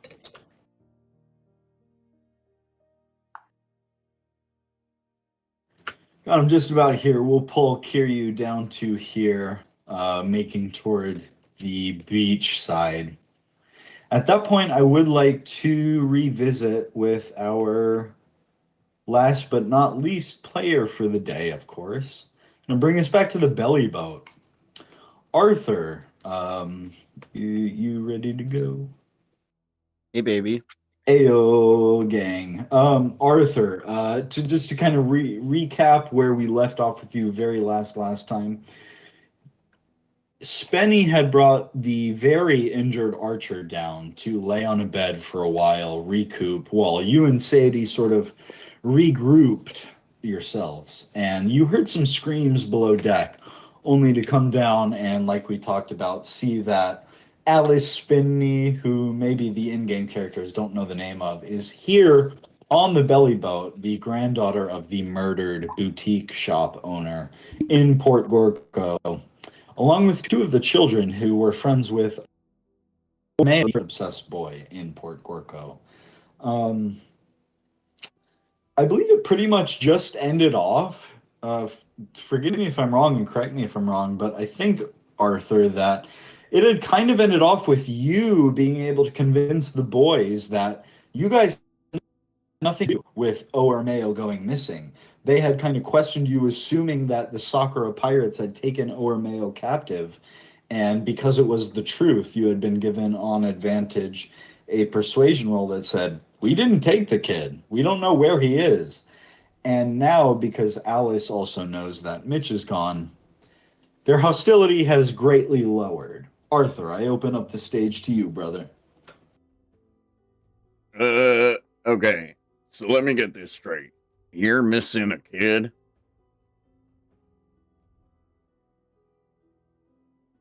Well, we're gonna The find kid in the glasses they both have like wooden swords in hand, and the purple-haired kid with, you know, the beanie on, he's kind of comforting Alice, who is on her knees. She's got a pistol, but she's sobbing and wiping the tears from her face. The other kid with his own pair of glasses he'll step forward, sword held aloft. He'll say, I don't care what happened. I don't care what the truth is. You're still pirates, still rogues, still criminals. Stay away from Miss Alice. Okay. Well, there's a fork in the road here. You see, I'm offering my services to alleviate the stress of losing one of your companions. But I can't do anything with the information that has been given to me so far. Have y'all... Now, where'd you last have the kid at? Gongonzola, or whatever his name is. So I think it was just Leadbelly and Kiryu that really interacted with the kids. So I don't think you would know, but correct me if I'm wrong. The kid with the purple hair, kind of pushing out as he comforts Alice, and he'll be like, I was with you. I was with your captain. He gave us some money, and then he wandered off. But Oarmeo wandered off too. I couldn't wrangle him. He just went off on his own, and I didn't see him again. I don't know. But if you didn't take him, who did? Well, there seems to be some fishy stuff happening on this island. And if my money is correct, I would have to say it's definitely part of those evil clowns. But, man. What do you... The kid with the glasses looks up as he comforts Alice, and he goes, what clowns? What are you talking about, mister? All right, you two have the most important job ever. And I mean this with the most sincerity in my heart. I'm not giving this job to you as a pirate, but as a man to man. You need to keep Miss Alice safe from the evil clowns that are on this island. Now, we've already been attacked by them once. I already know they're out to get me. These clowns are no joke, and I'm going to get to the bottom of whatever this mystery is here. And I'm also going to need you to keep an eye on Spenny, because Spenny, I just need you two to take this job seriously, because if you don't, Miss Spenny Alice will be in literally bigger danger. I don't mean to interrupt you, but Spenny will literally be like, what the fuck? If he hears you say you kids need to keep an eye on Spenny, he'll go, what the fuck are you talking about?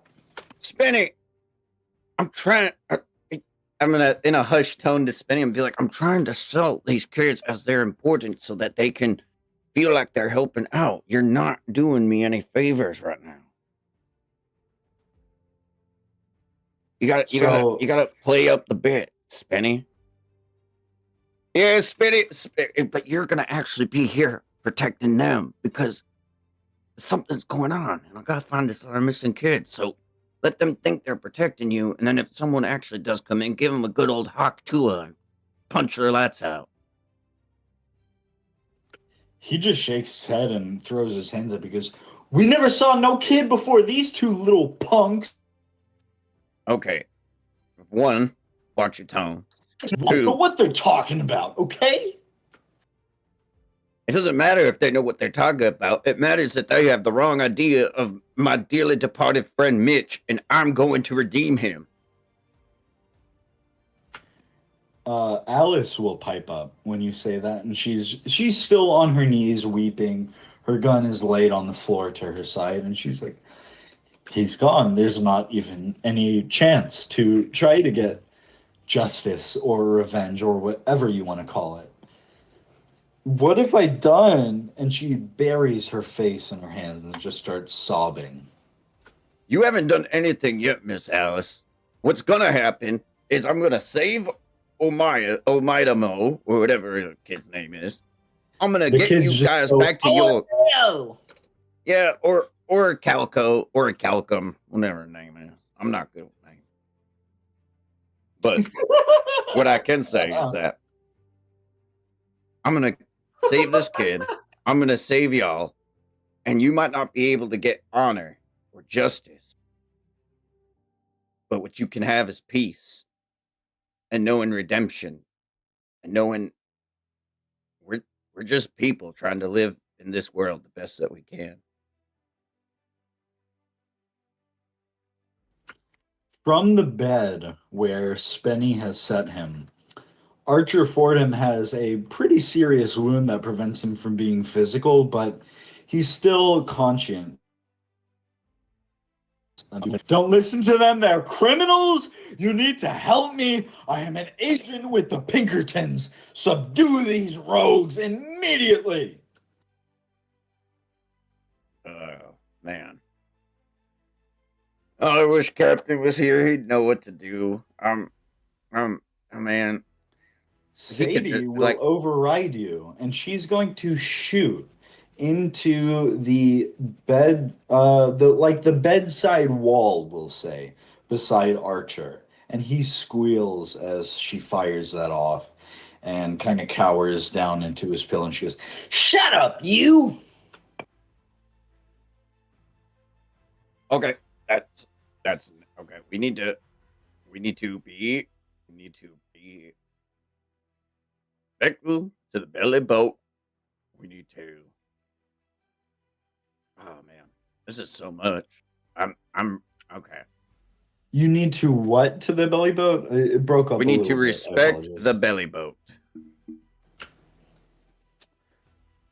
As you say that, before Archer does fearfully back down from the shot, but Alice will kind of, I suppose, visibly finish up her crying.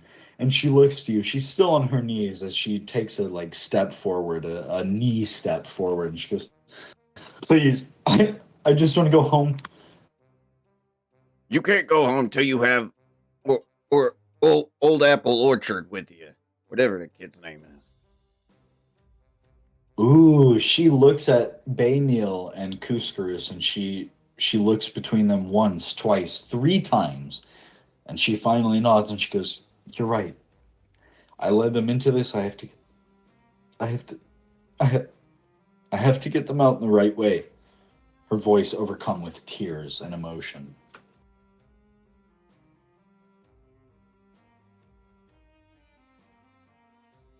"We'll find your friend, but I don't know where he is if they don't have him." Spenny's gonna keep. All right, Spenny is gonna help keep y'all safe. Sadie's gonna make sure the mean old man in the bed doesn't try to assault you. Spenny. And Spenny, as you say that, he's looking out the window. Roll me an active perception, Arthur. Well, damn. The heck is perception? Ugh. An 18 on an active will get it. You see him look at the window toward the slightly distant Mr. Mantang circus, and you kind of remember him saying last session above table, but like a couple hours ago, like, man, once I slept it all off, I was really excited to check out the circus. But Okay. he's like, You know what, Spinny? I think also, if you say so. I think what you can do is, I know that Leadbelly, Kief, Kiryu, they're all, I'm pretty sure they're all at the circus. I'm going to try to calm the situation down here. Why don't you go out to the circus and find Leadbelly and inform him of what's happening? Because I can't do this on my own. You got to know when to call for your friends. Hey, man, you got it. And he'll dap you up. If you accept it, he'll dap you up. I'll dap him up. What's up? As you dap him up, he like claps into you. You guys like do the hug motion, but when he pulls away from you, you see Before he pulls his away, bottom- I'm gonna Yeah? in a hushed tone, I'm gonna be like, but if you go off and pull some shit, I'll lose you like I lost Mitch. I swear to God, when I find you again, I'm gonna beat you upside the head till there ain't no jaw left. You hear me?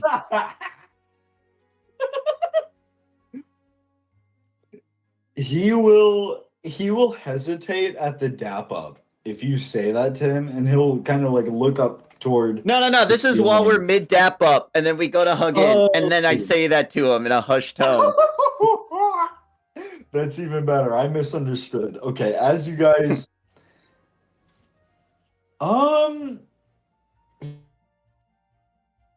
forgive me, I don't think Spenny is branded.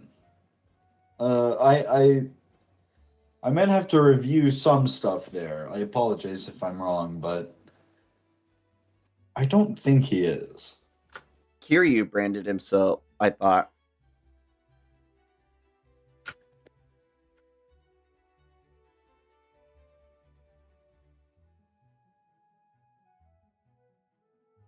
All right.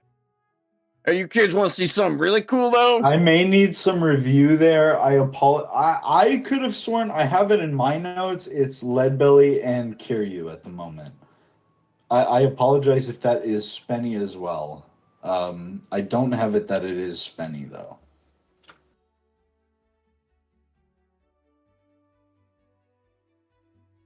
I'm gonna go grab the coat rack. Wait, you're gonna grab Quinn? Yeah, I want the kids to see Quinn. You know, I'm just like trying to pass the time. Okay, if you head toward F2, I won't switch the map, but you head down the stairs. You don't see a whole lot of commotion in the bottom floor. Hey, coat rack, where you at? I know your passive is super cracked. I won't run an active off that, especially off your last 18 perception. After your last interactions, you kind of search the downstairs. You will find Quinn in the captain's quarters. He's not hidden under the bed anymore, but he's like, as you burst into the room, he's like, oh, sorry. I thought there were like strangers on board. I had to hide under the bed again. It was weird. Yeah, there are strangers. You're gonna meet them. He screams. It's like a scream. Yeah, it was pretty normal for you though. Like, you're gonna meet them. You're gonna make some friends. Run me an athletics or strength. Your choice. Athletics or strength. Ba. I'm not good at any of those.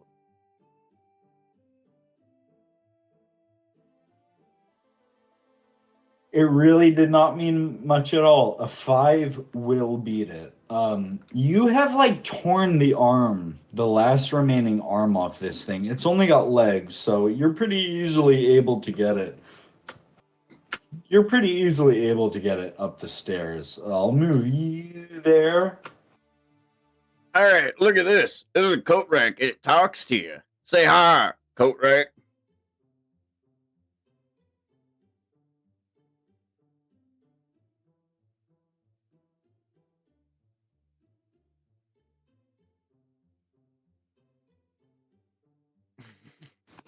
lost the token for a second, but yeah, you draw him back up, and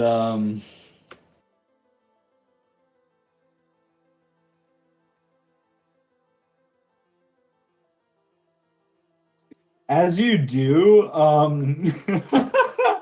Alice is so grief-struck that she doesn't really have a strong reaction to it, but Baymeel and Couscous, as you bring this headless, like, it's got a huge hole carved through its chest. It's missing both its arms, but it's also got a face in the left side, like kind of like pushed up against its chest. It screams as you bring it up, and the kids scream back at this like mannequin amalgamation you bring up the stairs. This is as funny as I thought it would be. You kids want to see something cool?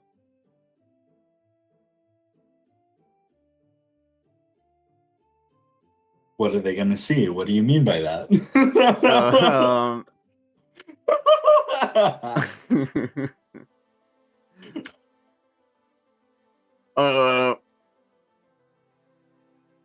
I'm thinking. Now, Quinn here, he has legs. He's really fast. And what that's going to be good for is training y'all. So, and I'm going to... This is so stupid. I'm just going to push Quinn out and be like, all right, get him with your wooden swords. And Quinn, you better start running. These two are going to be the rulers of the nation one day. And they need to start training so that they can rescue their friend. You say they're going to be the rulers of Rashwan or Pangea? Rashwan. That's a good place to be. I don't know. Is that where we came from Pangea, right? You came from Pangea to, you are now on the Rashwan Island, Rashwan. Oh, no, they're going to be the rulers of Pangea.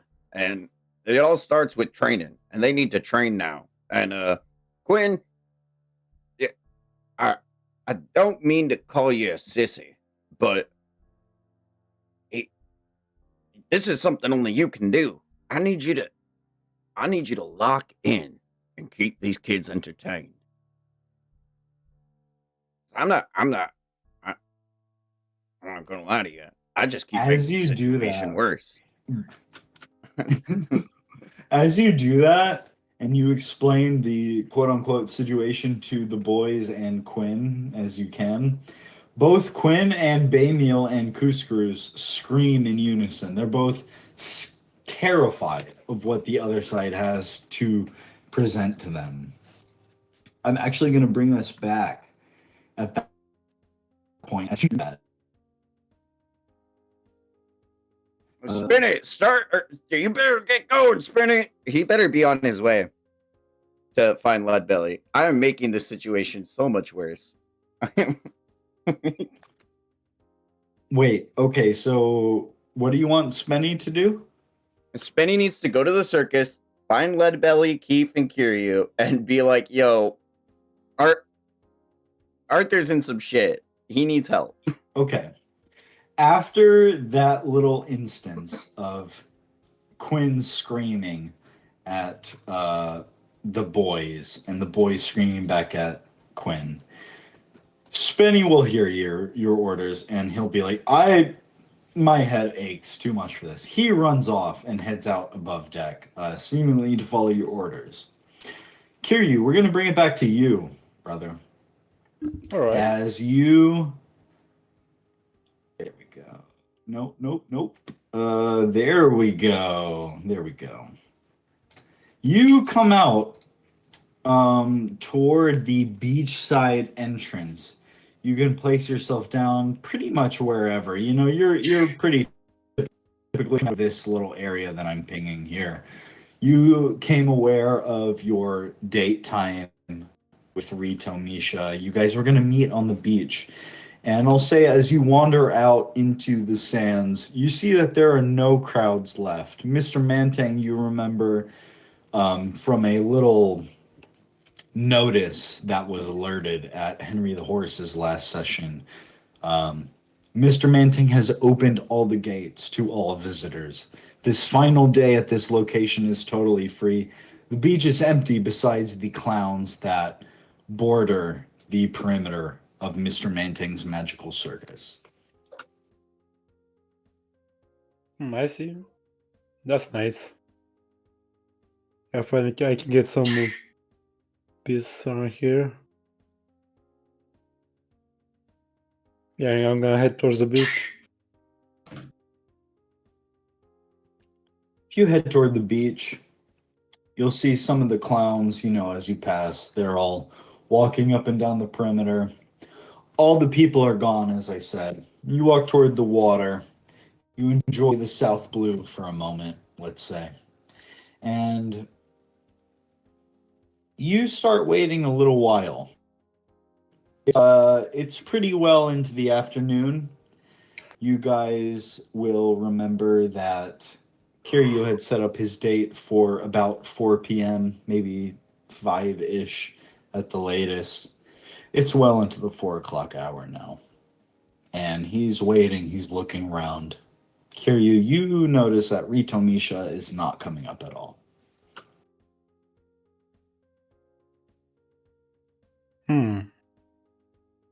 That's weird.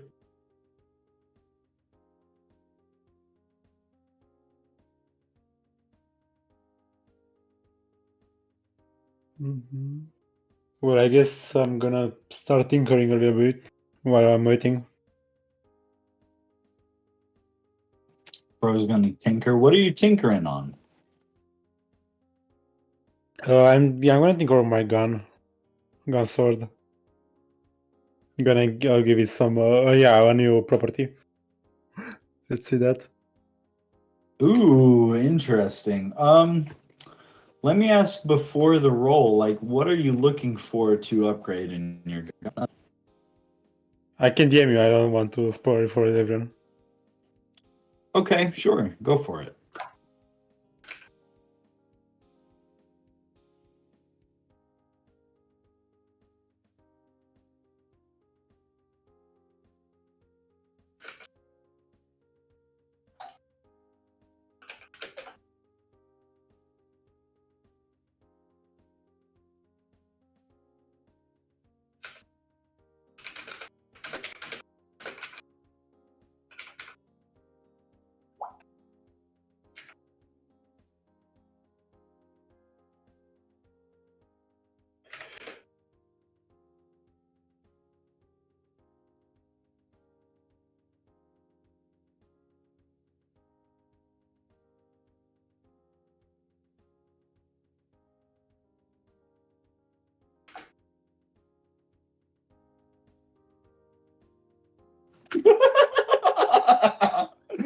I don't know why, but something about Spenny is next. Just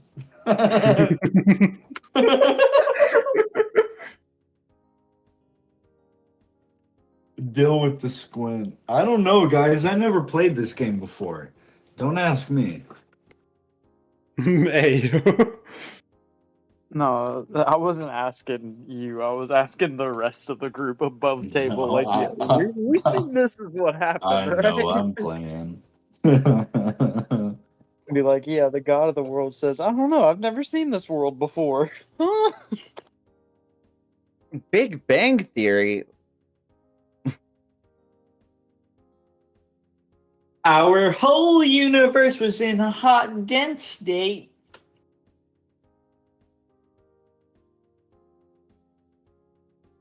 Yeah, Mike, I DM'd you.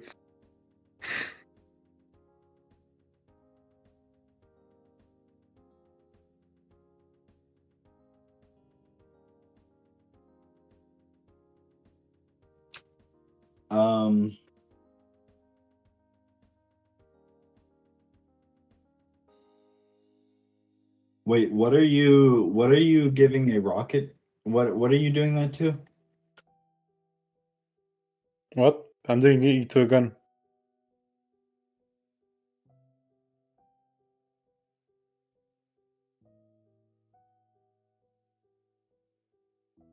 Oh, I see.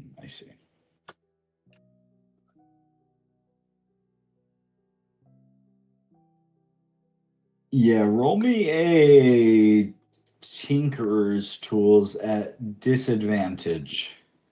And don't let Alright. that be as don't worry too much about the disadvantage. Oh, I bet. Shit. Okay. Off a nat 1. You are Can I going to be strong putting your. will it? Can you what? Can I strong will it? No, not to this, unfortunately. Again, don't. No, you cannot give him the angel dice, unfortunately. I'm down to use my inspiration. You can use your inspiration then. Yeah, go for it. I'm gonna use it again. 30 better. So actually, off that inspiration,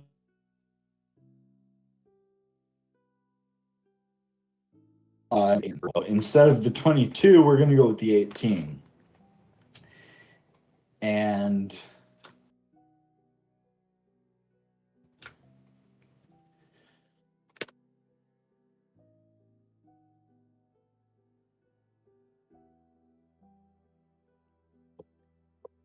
I will say off of that 18, as you're waiting around, you guys have planned this little date ahead of you. You wait a little bit, you decide to tinker around with your tools and weapons there. You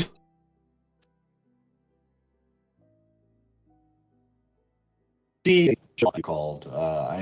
I'm not the most naturally engineered inclined, but I believe they're called like a shutter block or lock.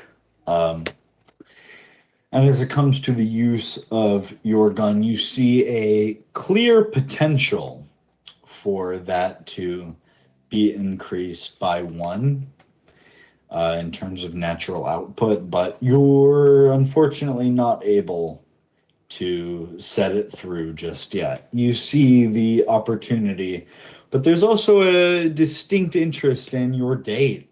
Where's Rito Misha? Time is wearing on. You guys agreed to meet sometime between 4 and 5, and it's wearing on into the 4 o'clock hour. Where the heck is Rito Misha?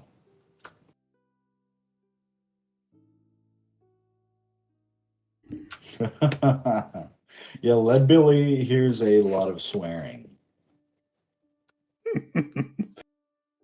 Well, yeah.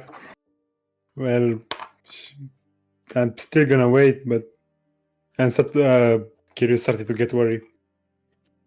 Roll me a 3d20, please. All right.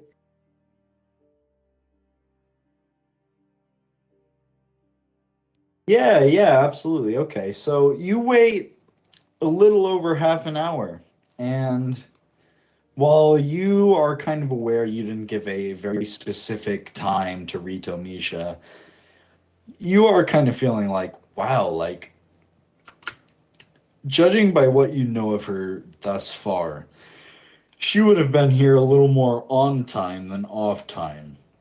We're going over half an hour past the hour meet date.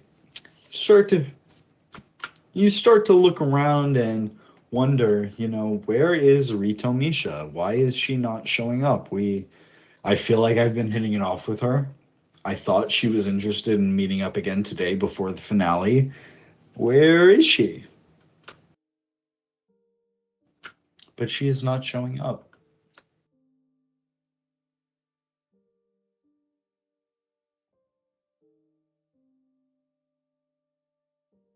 Hmm.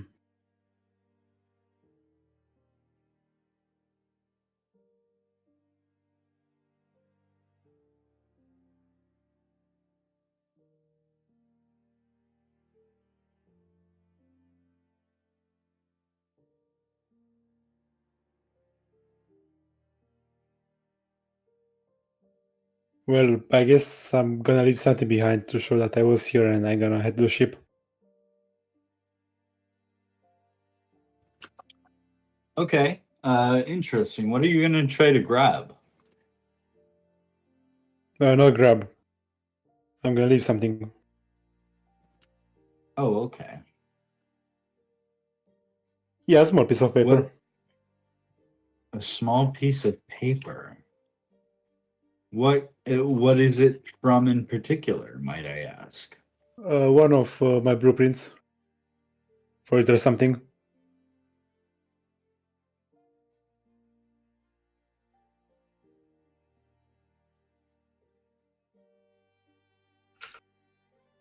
And after you leave that there, what are you heading back in? You heading back to the ship? What are you doing? Actually, I think I'm gonna go back to the circus. Look for mystical. Okay. Interesting.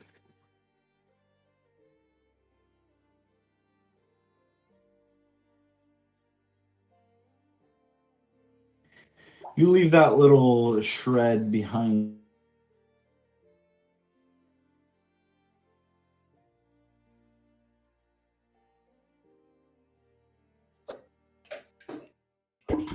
And I'm going to bring us back actually to the gathered on the stage with everybody around. Arthur has just brought Quinn up to the deck. The Alice and her group, sort of intrigued by this headless beast that comes up. Arthur, anything else you want to say to the group? Yeah, all right, so we've all calmed down. We're all done yelling. We've got it out of our systems.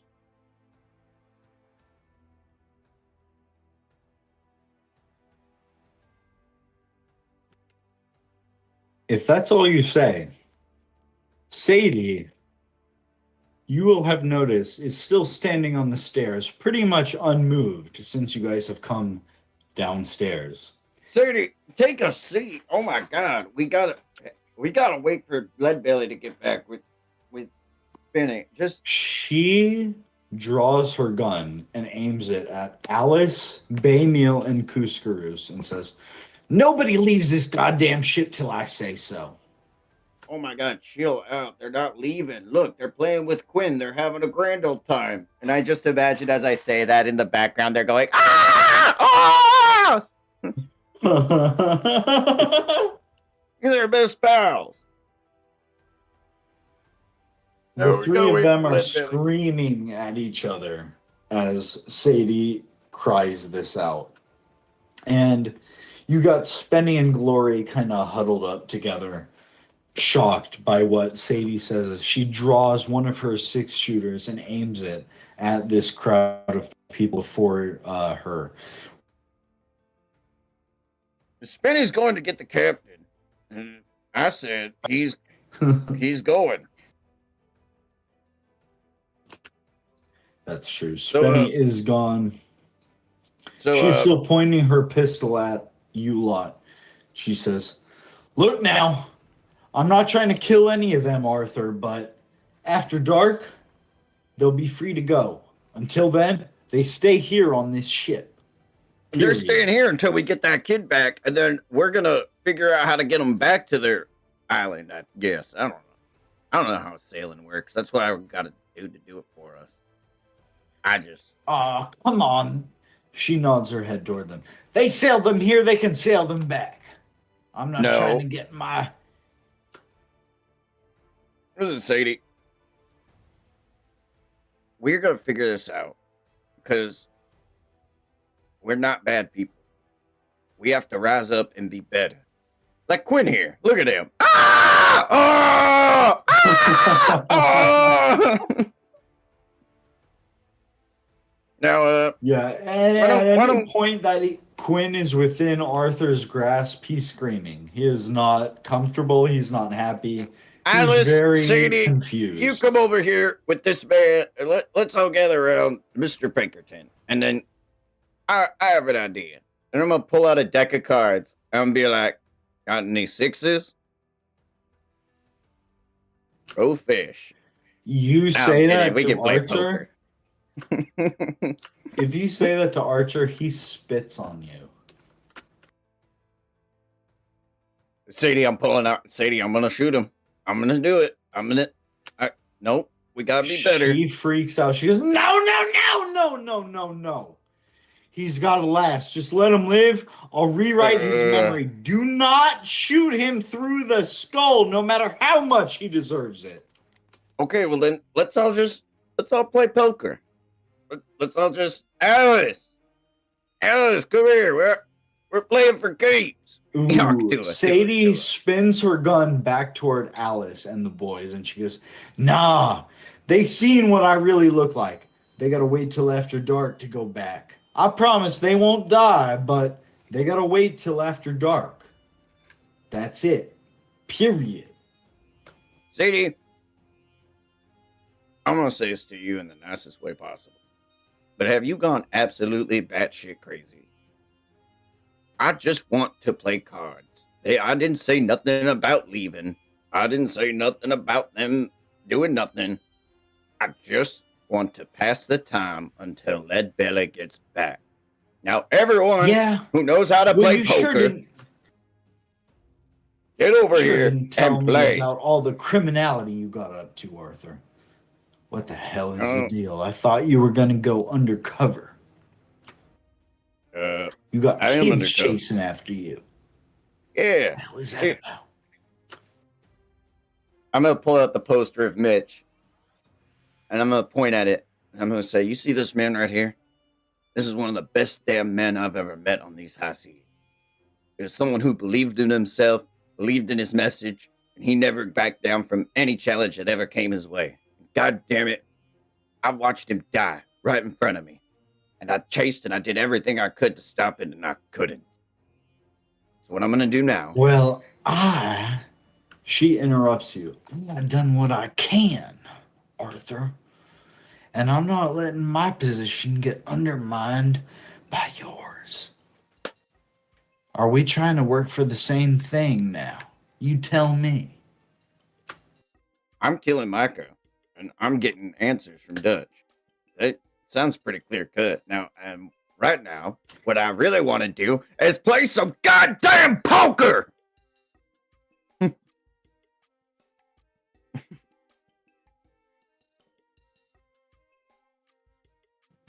Okay. You want to play poker? We'll play poker. But we play poker. Alice, I swear if you're still crying over there, Quinn! If you don't start training them kids, I'm gonna be upset. See, we got a babysitter. Get over here and play some poker. Let's reminisce about the good old days.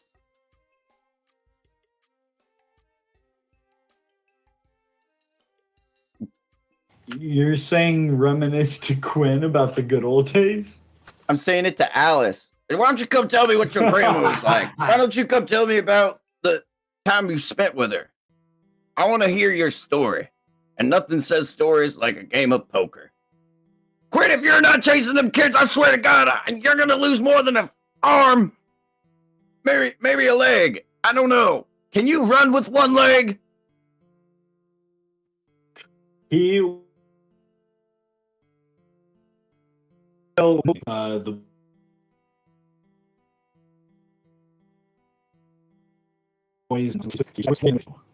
And he is able to herd them toward you guys. All right. Now we are all... I'm ready to go a little while longer if everybody else is. I got a little bit more for everybody else, but I will be back in 1 second. Let's go. Guys, I keep forgetting to switch Guys, I keep forgetting to switch everybody's fucking pictures on screen. Like... What pictures are you using? Oh no, but like for some of them, like at the very beginning, Kiryu was still up instead of Arthur. So Cody was talking, but his image wasn't popping up, so I had to like change it. I did the same thing when it switched to Kiryu. Like, wait. Is nobody talking about how JJ popped in the chat and said Group 4 solos? R.I.P. Group 2. R.I.P. Group Cody 8. 18. Cody, what? Cody 8 this D&D campaign. D&D campaign. It's so bad how it can easily go to another phrase. Cody ate this ass whole. Yeah. Cody Whole ate this W. dick. I was gonna say, please elaborate on which letter that hole starts with. It was a W hole.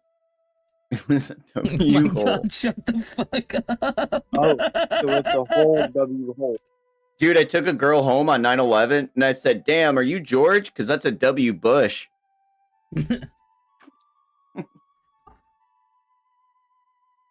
And then she said, fuck, I'm grunting it. Oh my God, not this shit Oh again. my God. And there she was, just grunting it. I like how Arthur is like literally like, I just want to pass the time till Leadbelly gets here and I'm babysitting and I just want to play poker with the adults. And Quinn's over here. Ah! Yeah, Quinn's like, Ah! I'm gonna. Quinn's like, "Ah!" And then old girl's just like, I'm gonna kill these kids. And you're like, no one's leaving. I just want to play fucking poker. And she's like, I no. want to play fucking poker. Arthur's You like, poker. yeah, I'm doing such a great job You brought her. babysitting. All right, Quinn, you're babysitting. I fucking love that. It was just yeah, y'all want to get out some aggression? You guys also going to need to train for later on. Yeah, if I shoot at you, you're going to die. So we're going to have him shoot at you. Not shoot at you. He's going to swing at you. Yeah, that shit had me cracking up.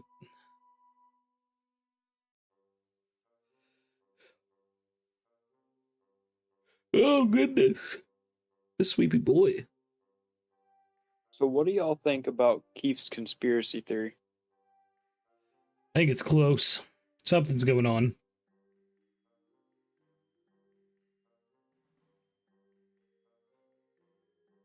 I was hoping we would get more from Marianne, but who knows? Maybe we will.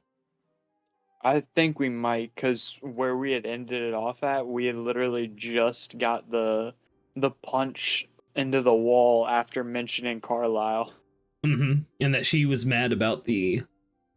yeah, the that cell. nobody else in the circus is, but she still has pent-up aggression, and she was the one that was targeted.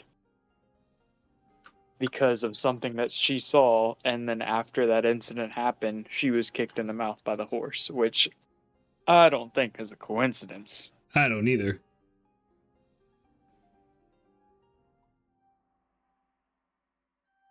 I had $1 for every time I got kicked in the mouth by a horse and it was an accident. I wouldn't have any dollars. I was wondering if that was going to be a setup for I'd have $2. And both I'd have times it was $2. lead horse. Yeah, both times it was lead horse. Come up behind him. You're such a good I dog. do Starts patting his return. tail. Arthur, go ahead and go ahead and run me a persuasion check. Boom. Woo!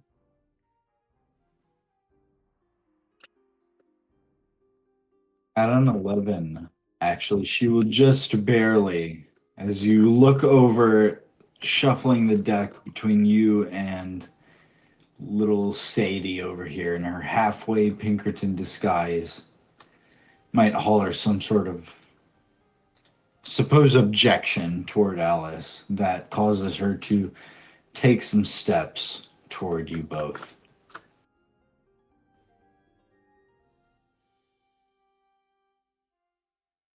We're not going to buy. I just won't play cards. Got any threes? I'm just kidding. Hawk, do it. I really want to eat that. I'm just kidding. I'm gonna, at that point, as Alice walks back over to the card table in the belly boat, I'm gonna cut back over to the alley between Screwballs and the House of Horrors. Leadbelly Kief, you're asking questions of the charmed Mrs. Lorenzo along with Detective Nick. Continue off where you guys left off. So something Carlisle did. Oh, go ahead. Yeah, that was just the reaction of narrowly dodging the punch. Whoa! Damn. I guess it's a little bit of pent up anger towards Carlisle. Yeah, touchy subject. Leadbelly in his head is like, should I ask her to join the crew? She's strong. Above table, I was gonna tell you that earlier. He's gonna he's gonna kind of brace himself like he just got buffeted back by the wind, because you said that that's all Kief would be able to feel is the wind from her punch. So he's like braced himself up against Leadbelly's shoulder to like that way he doesn't get knocked off, and he's like, "Are you gonna do that again, or is it just kind of a reactionary thing, you know?"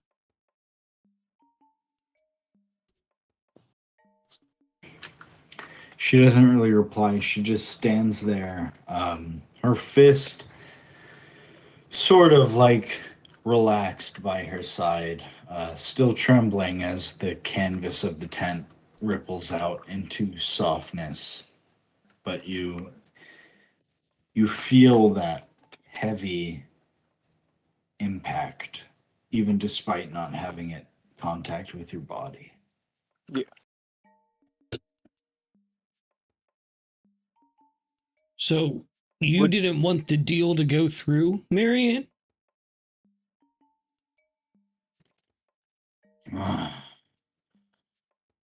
She grunts. She looks toward the ground. You didn't. Were you supposed to get the circus?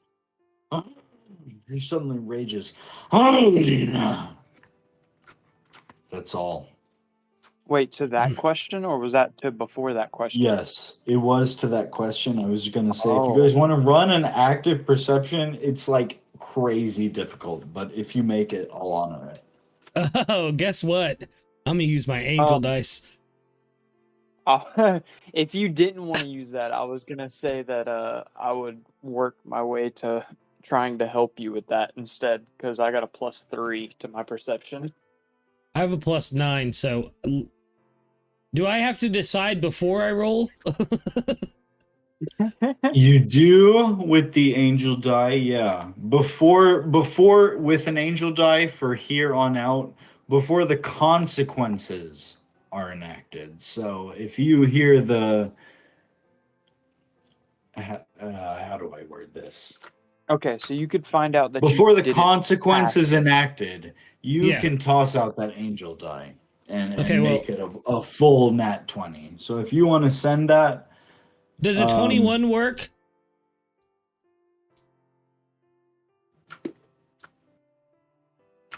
So I cannot reveal that.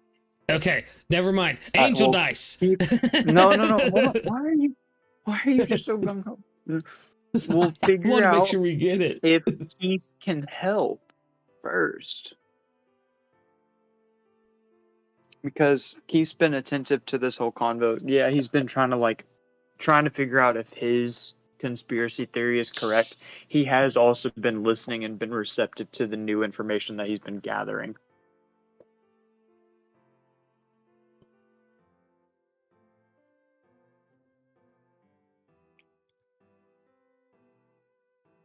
Because, yet again, he cannot tell whether or not she's lying. So, what are you looking for in particular? You're looking for any point of the truth telling, or are you looking for something in particular? So I'm looking to see. Oh, sorry. Were you asking me? I was about to say, as of right now, I'm just looking to. I was asking Kief, but if you have any other input you want to say off your roll, please go for it. Oh yeah. That's what I was trying to do. Is I was trying to get go ahead. Help for him, so that way he would have advantage on his roll. Nothing to help him off advantage in that case. Okay. I'm looking to see if that rage is because she was supposed to be the owner. The owner of the whole circus. Yeah, if she was like Okay. next in line to inherit. Because that's what I'd asked her when she started to rage. Mm-hmm. If you're just asking her that, then she will shake her head. She's and shakes her head. Okay.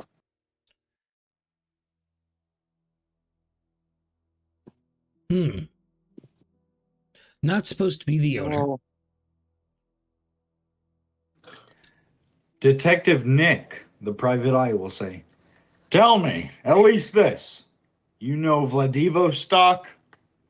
She looks to him for kind of the first time in this whole conversation and nods. She goes, uh-huh.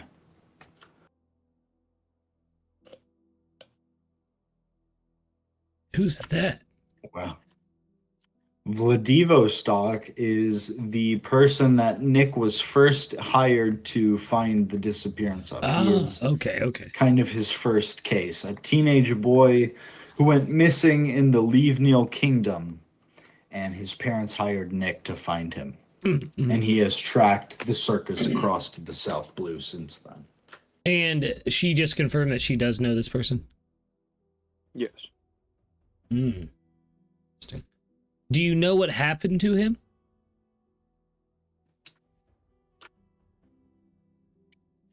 God damn it.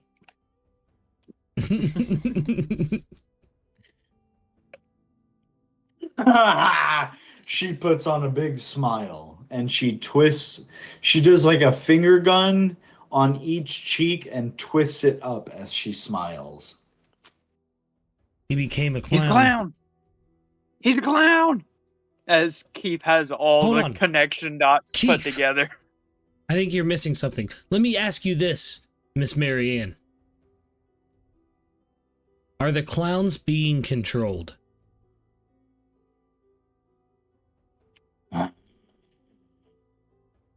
She nods. And Leadbelly gets excited at this and he like slams his hands on the table and is like, are they being controlled by Mr. Mantang? Ooh, she stares at you a second. She crinkles up her nose and she goes, "Ah!" She shakes her head. No. Leadbelly. Come sorry. on. It's Mr. Henderson. The one in charge of the clowns is obviously controlling the clowns, right?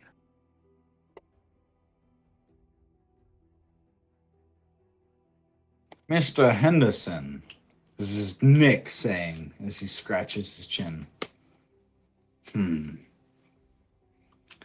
He's an old-timer like Marion here, but he's never been particularly granted that many affordabilities. What makes you think it's him? I mean, I did see him murder a man. Well, even outside of that, think about it. It has to have been someone who's been at the circus for long enough. It has to be someone in an influential position enough that any of the blame gets rolled off and done away with. And he's got the perfect cover. The people that go missing, they won't be recognized if they're wearing clown makeup, and they can't report it if they're being controlled. Look, I had this all mapped Keith, out. run me one a of three persuasion check, slightly unorthodox, but just run me a flat as you continue to say whatever point you're trying to make. Well, yeah, I had him, Mr. Mantang, and Henry, all this kind of like equal participants in it, which they might still be, but Mr. Henderson, I think, has control over the missing people. And you see Marion just kind of grit her teeth, and she juts her thumb into her chest again, and then makes like a weird palm motion toward the ground.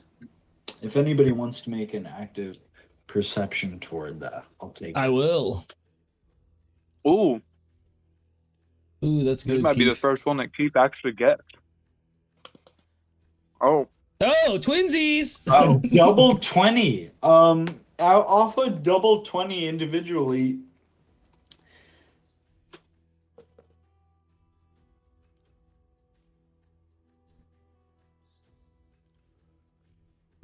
Oh, Mikey got so hyped he cut out. I guess you could say that Leadbelly and Keith have 20/20 vision. Oh yeah. Oh yeah, son. So you had asked specifically what? Just say one more time.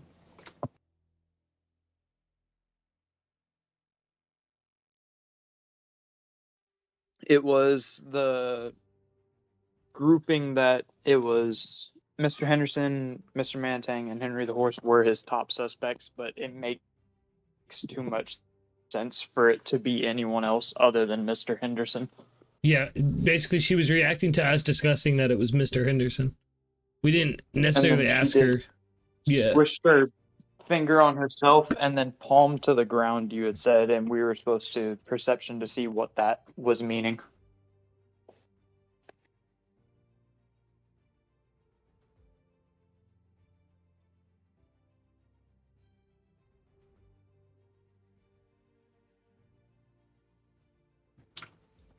So in particular to that, she would have done a very ambiguous spiral motion toward the ground and then made a gun sign with her open hand and kind of made like a shooting motion with it.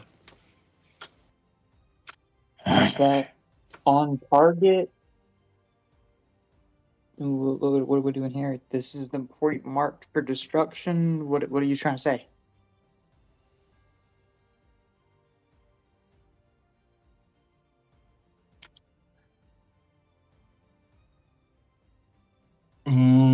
Shit. Roll me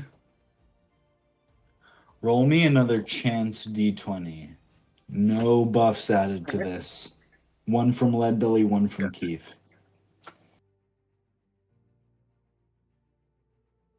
Ooh, 9 from Keith.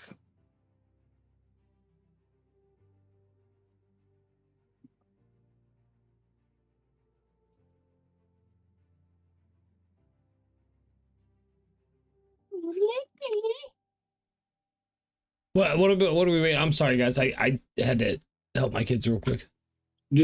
Toss me out a No 1d20. You're all good, bro. Yeah, just 1d20 from you. Okay.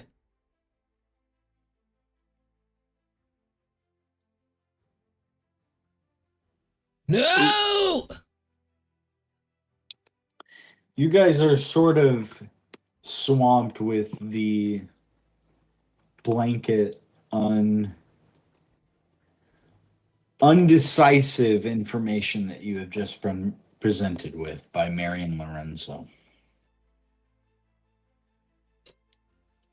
Kiryu, you are wandering back into Mr. Mantang's magical circus. Rito Misha, the hour has passed. You have waited a fairly generous portion of time for her to arrive for your beachside date. She did not come.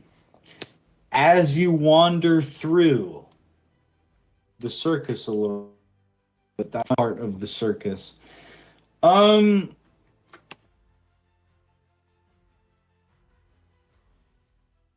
if you could toss me out.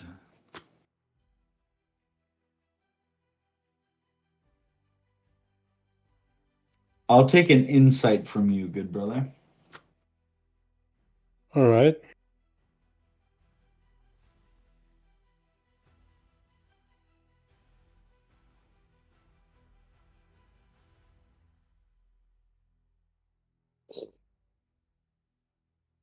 That show me with disadvantage. It'll Yeah. be at regular. I'll let you re-roll that if you like. Yeah. I didn't say what it was at, so if you like, you can re-roll that. 9. At a 9, Better than a crit 1. Like, Yeah. at a 9 specifically, you're going to be kind of wandering through that front portion of the circus. Bring us back over here. Come back up from the beach through the main side.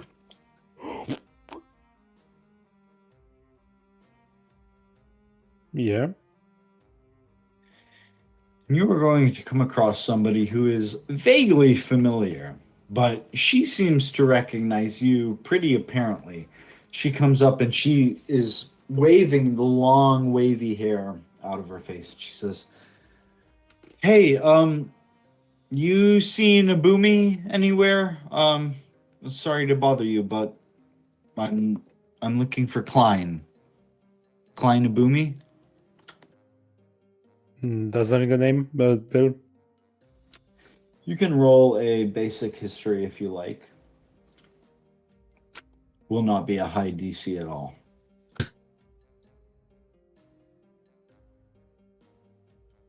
Yeah. 17, you absolutely remember. Klein Abumi is the man who operates the trade shop out of Old Beach Haven. He was the man who had the connection to the prosthetic arm that Kiryu left you behind from Shipwright Ergonomics. You do remember him coming up to the circus last night to enjoy the show. He was at the club pretty much all night last night. This lady who has approached you is the proprietor and manager of the Shoreside Saloon. She just seems to be wandering about as she comes up to you and she goes, "Hey, I remember you were talking to him. Like, have you seen him at all?" No, since last night I barely talked to him. Yeah, even last night. Oh, okay, good, great. And she looks around, sort of scratching her chin. Good, great. Well, if you see anything, and you see me again, will you just let me know? You broke up.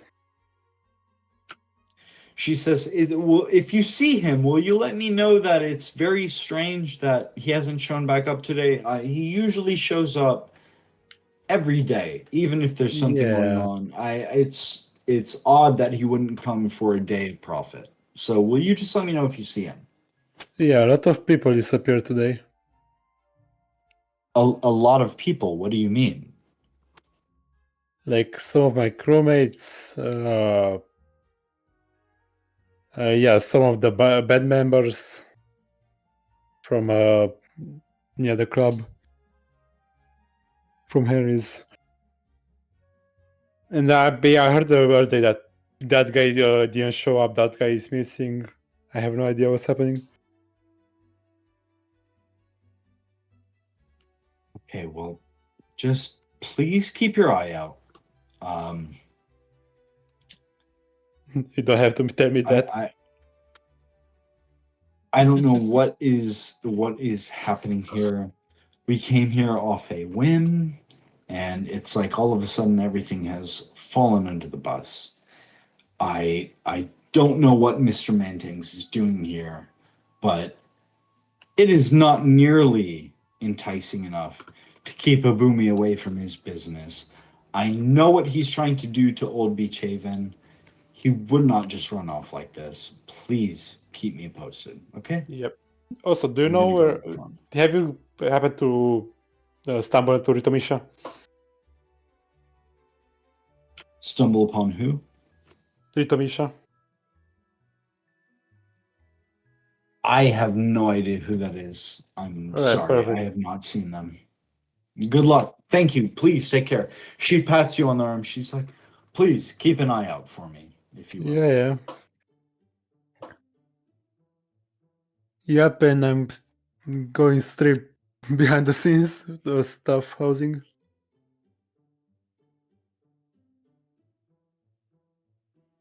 Yeah, I'm getting to the middle of this.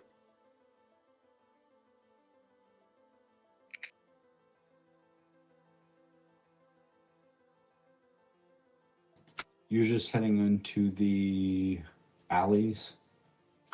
Yeah, the staff housing. I'm trying to get something, like see some behind the scenes, anything.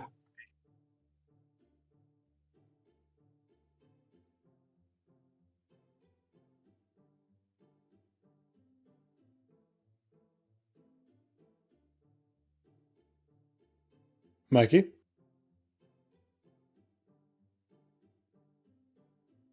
Like and subscribe.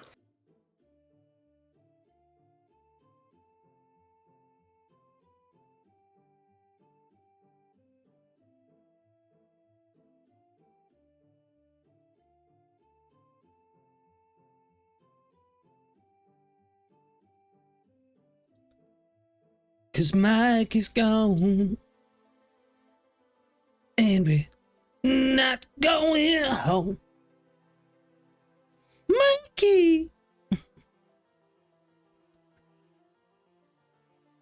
Oh, it seems he has lost a microphone audio. We're gonna give him a moment. You guys excited for One Piece Day? Yeah. Check. Hello, hello. Hey, there Yup. he is. Yep, I hear you. Okay, word. Sorry about that. Back into the circus. Yep.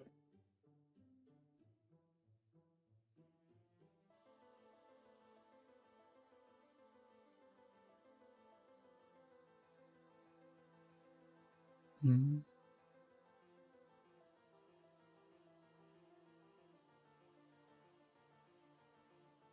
Mikey?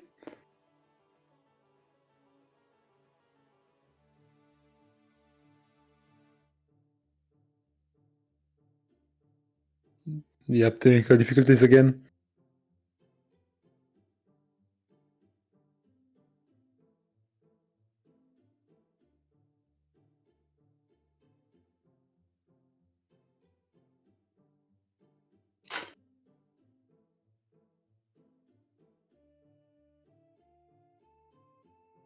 Once again, Mike is gone. And he not going home ever again.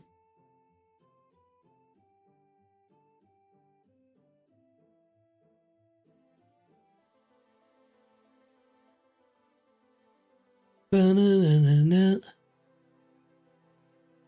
Mikey.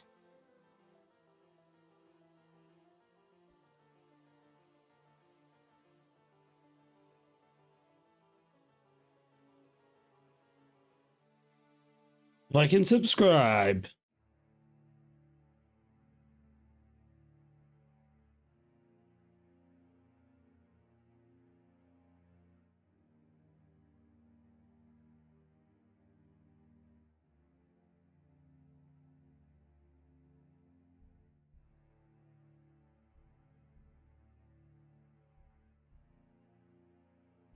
Ba-na-na-na-na-na-na-na. Check. 1 2 1 2. Yep, Oh, we I hear hear you. you. Am I back on now? Hello? Sounds like it. Yep. Yo. Okay. Word. My apologies, gang. Yeah, no problem. I'm gonna pull us over here up to the overmap as Abyss leaves the bank clock tower where he has of a sort just prevented somebody from jumping to their death. Abyss, you said you were heading down back to the street level. Are you just heading back through the shadows?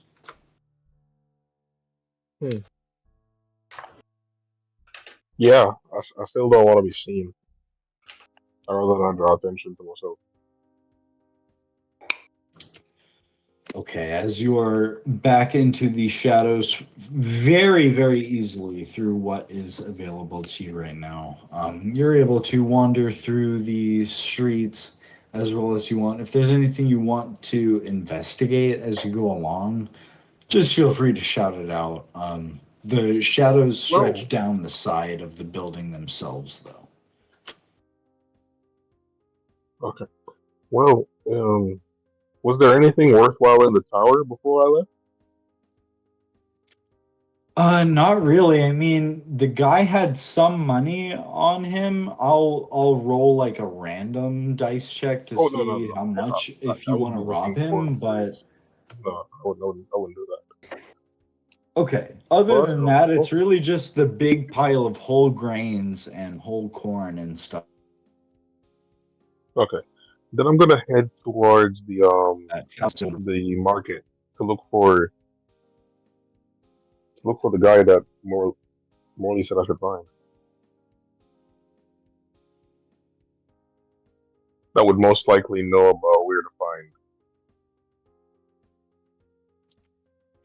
As you head along toward the meat and produce area, um, you are trying to be as prescient as you can about your distance and where to find Nesbin at. But you end up passing an ice cream parlor of all places, and you see a guy standing outside. He's just peering through the window at one of the girls watching the registers inside. And of course, there are more guards all about lining the corners or walking in squads along the streets, but continually they do not seem to pay too much attention to you.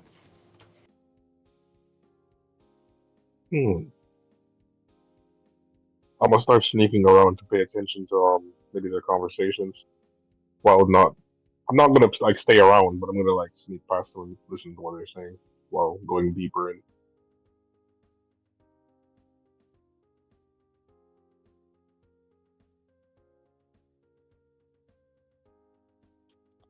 Yeah, off your passive, you don't even need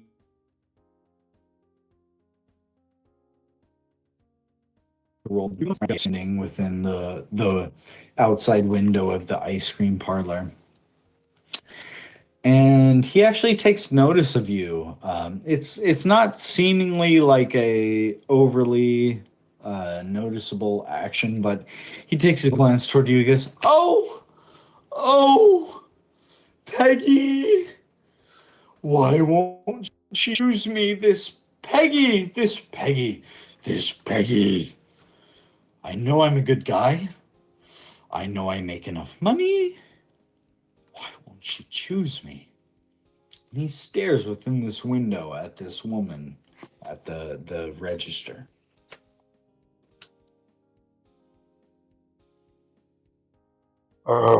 Is this who I'm looking for?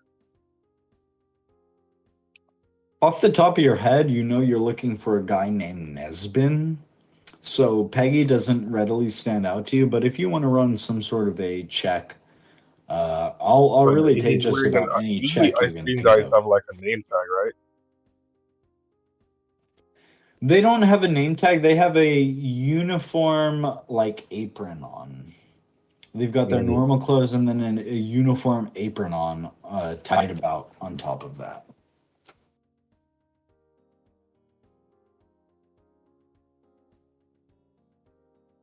Actually, there might be a way for me to find Nesbin quite quick, but it's gonna be kind of chaotic, so I don't want to do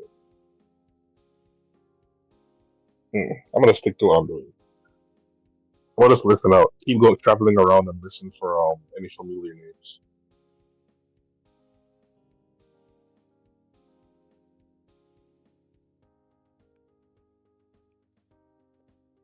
If you're kind of just hanging around in that area, listening for important names,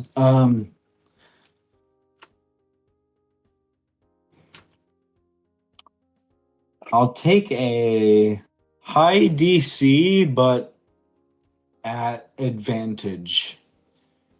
I guess it would be history. Kind of the same as earlier on in the session. Mm.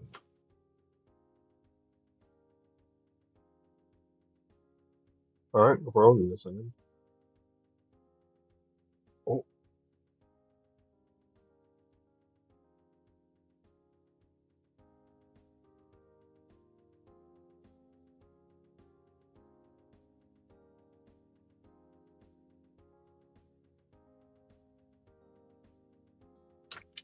If you want to roll again, you can to see what you get. If that beats a 70. Wait, I already rolled? Yeah, I see. Oh, wait, that was from Kiryu. I thought that just rolled through.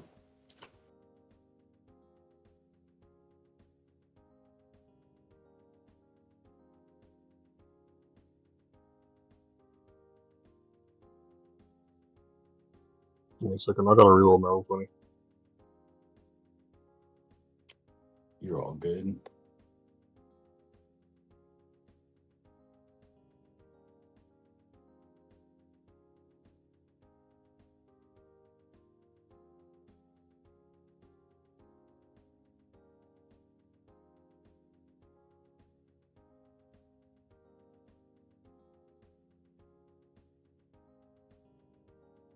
There we go.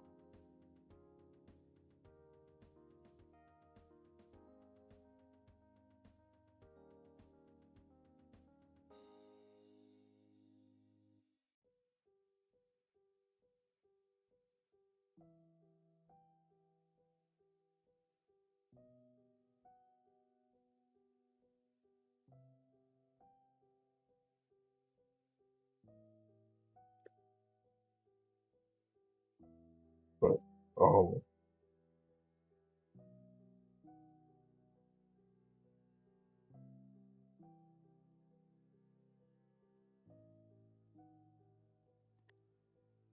Oh, okay. Off that 15, off that advantage, fellow is going to take notice of you, regardless of the check, and he will just nod and say, "It's my lady in there inside.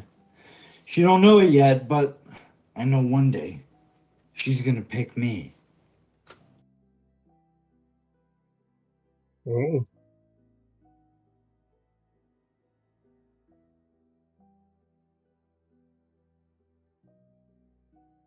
Ooh.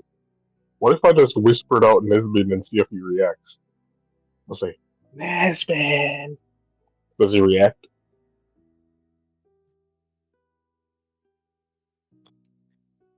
Yeah, at what I rolled, he will react and kind of be like, uh, what? I didn't say anything about the fishmonger. What? And he will just kind of, he will kind of take a curious stare toward you if you say that toward him. Wait, he can see me? I thought you popped back up to be able to see this. I thought you were interacting with the guy looking through the window. No? Oh, no, I was hiding. I said I didn't want to be detected earlier. I said I still don't want to be detected without drawing any attention. In that case, then, no rolls necessary. You're just watching this guy look through this window and kind of, he's kind of just making comments about this lady working the register, like, so beautiful. Oh, wow. Oh.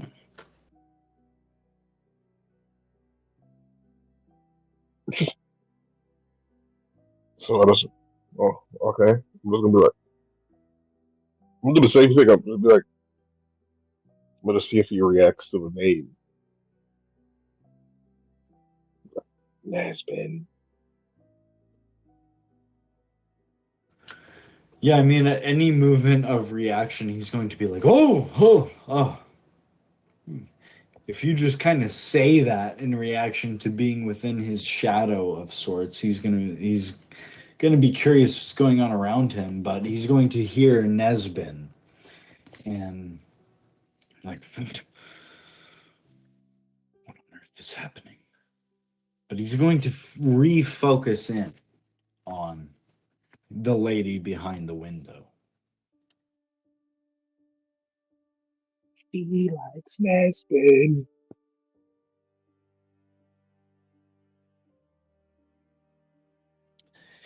He will jerk again and in place just kind of be like, no, I don't. And he will focus in after letting out an exhale. stare into the window once more.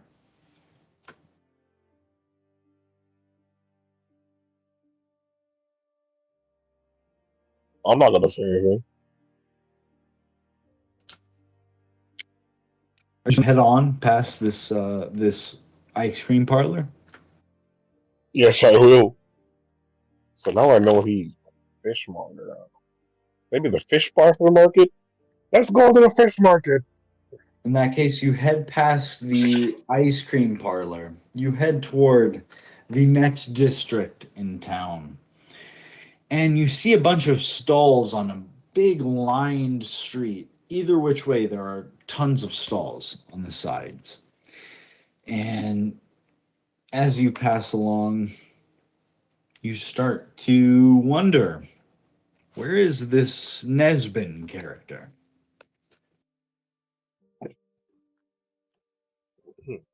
Of course I do. Where is he?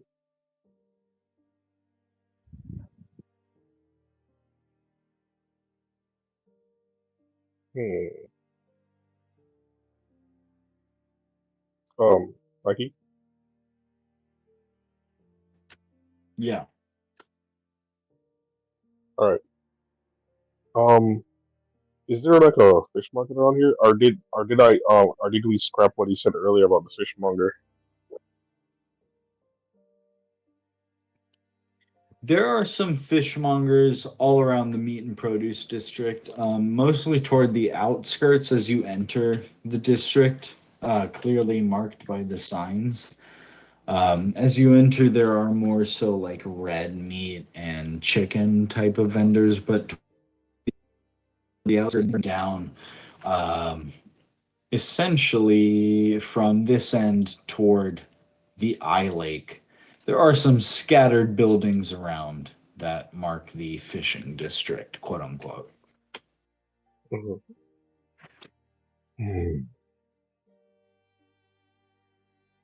Well, I guess I'm just gonna stay on that side. I'll just be can I do an investigation maybe to see if there's any like clothing that maybe have a label, somebody talking about something related.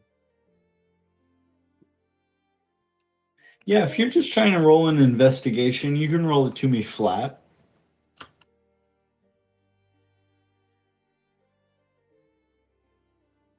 Da, da, da. Yeah, I mean, off that 13, you notice a nearby vendor selling soft shell crab. And although it's not specific or stall, it's the closest you see so far. You mostly see like pork and beef and chicken being sold elsewhere. But this stand sells some soft shells, kind of gravitate toward that way. Hmm. All right, I'm gonna go towards that stall. And I'm gonna hide. I'm gonna wait for you. Maybe the customers don't really call him by his name, but I'm gonna wait and see if anybody says his name.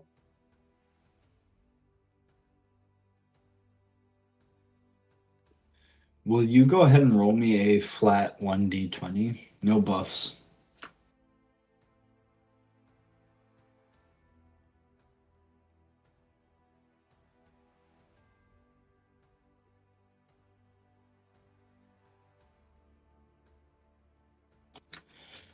Off a 13, the guy at the stall you're kind of hiding behind, at that stall, you will see a few people walk up throughout the course of the afternoon. One in particular comes up and says, "So, what's Nesbin got for today? You go out to the sea at all, or is he just working on backstock?" And the fella behind the counter says, "Well, he got a couple things here and there, but you might want to wait till the day after next before you get anything super fresh."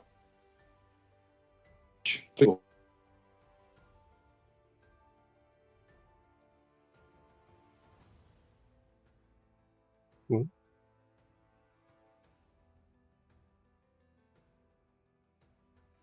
What is it?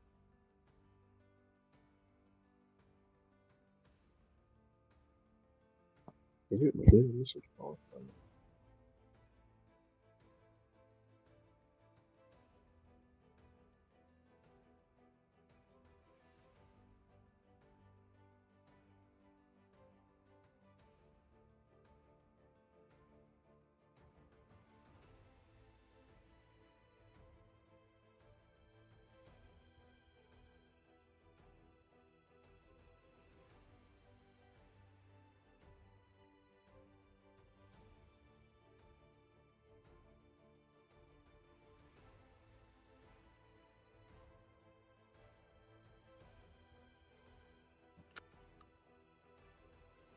Biss, what are you doing after that?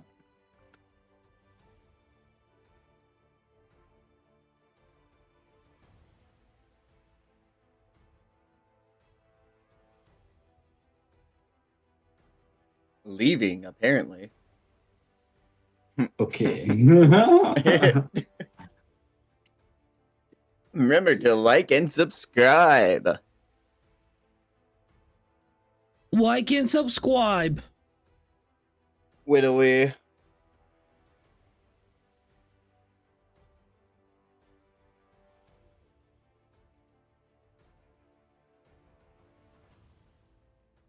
In that case, Oh, there he He is. returns! The goat's returned! Yes, yes, yes! The prophecy has been Yo, completed.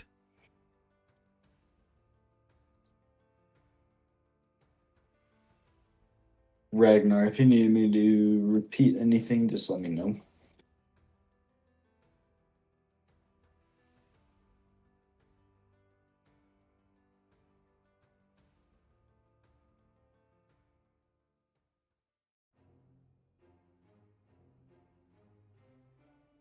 We can't hear you if you're talking, by the way.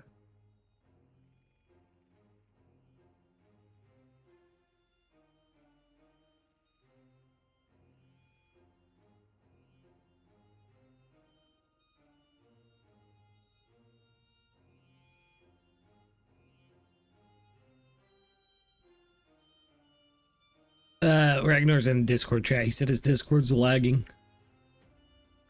For sure. Feel free to type it in as you will.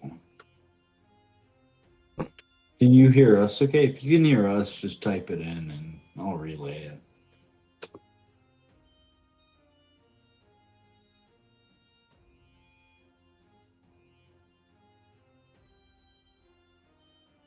Oh, there he goes. Watch time go right out the window. But it didn't even matter because in the end, I kept Trying to everything hold on. inside. And even though I tried, it all fell apart.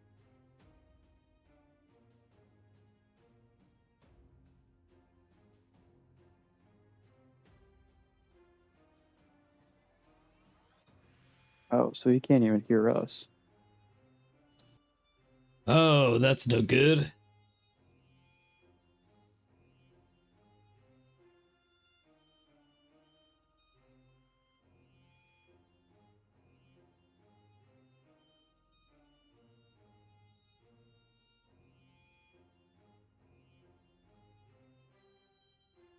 Watch you go. Kept everything aside. I'm still hearing my Discord bugging. Even if stream's working for him, it'll be delayed like hella. Yeah, no, it'd be something. Yeah, yeah. Because he's not able to hear us, and he's not able to transmit sound, so it'd be the only way he'd be able to know what we're saying.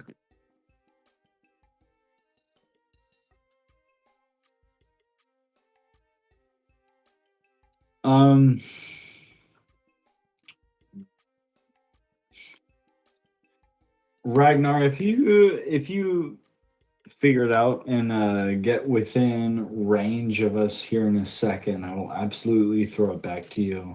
I think I'm gonna throw it back to the Belly Boat crew for the moment, though. Oh yeah, We'll I'm get throwing that it back. figured out. I'm throwing it back.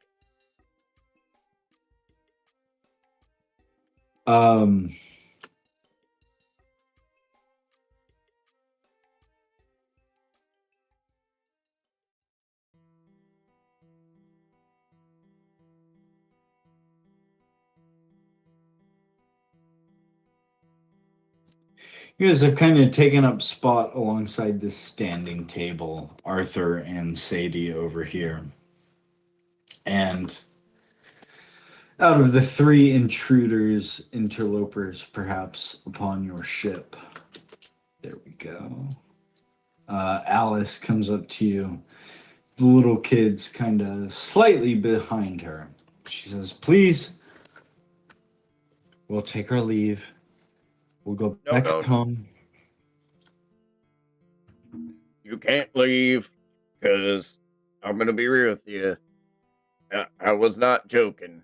There are killer clowns. Not just because I'm afraid of them, but like I can't let anything happen. You just gotta trust me. We will be gone. We will be gone. You have nothing to worry about. You can't leave without Omaidomo. The kids actually chime up if you say that. And they go, yeah, we can't leave Ormeo. He came you here can't leave at some Tornado. point or another.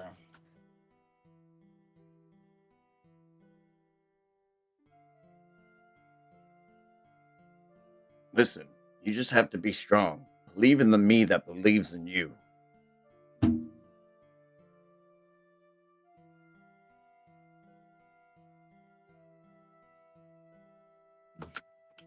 Sadie has her gun in hand pretty much the whole time.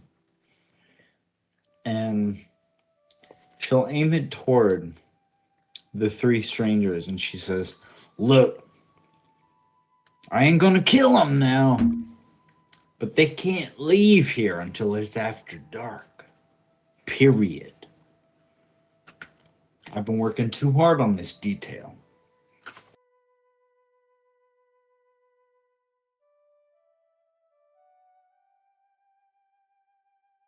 Listen, we gotta find these kids, and I bet you, Sadie. I mean, if you really want to go, I'm not the one to stop you, but I have things I need to set right. Where I'm no better than Dutch, and I'll be damned if I'll ever be compared to that son of a bitch.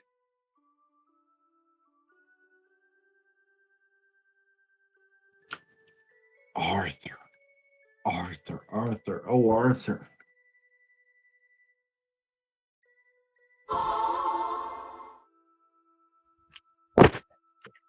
You're a goddamn fool.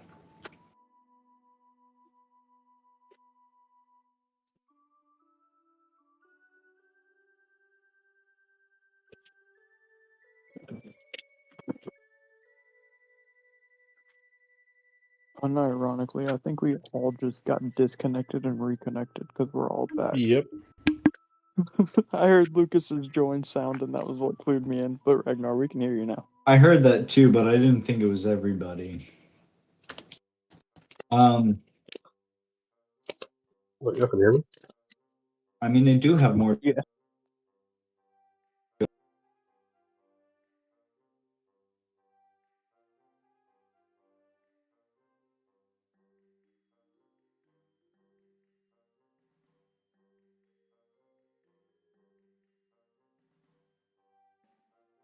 So we'll get a little bit further. I have more to go, but it seems like we're encountering some technical difficulties here on the last end of the show. Kind of feeling like maybe we should wrap it up. I'm having trouble hearing, so correct me if I'm wrong, but Arthur and Sadie come over here to the standing table. Alice kind of comes over as well. And there's there's a check made about the boy's friend who is also still missing. But Alice is able to say, well, we don't know where he is. We can't find him. You all clearly didn't take him, since you all passed that check last session. She looks between the boys and Arthur and his friends. I don't know what we're supposed to do about this, boys. I mean, they killed my grandmother, but I don't know if they took it in. We're here to make the wrongs righted, and we're not gonna let this boy go missing. We're gonna find him. We're gonna bring him back to you, and then y'all are happy to leave and do whatever it is you do in your life. But for right now, the safest place for you to be is right here. Ain't that right, Quinn? Ah!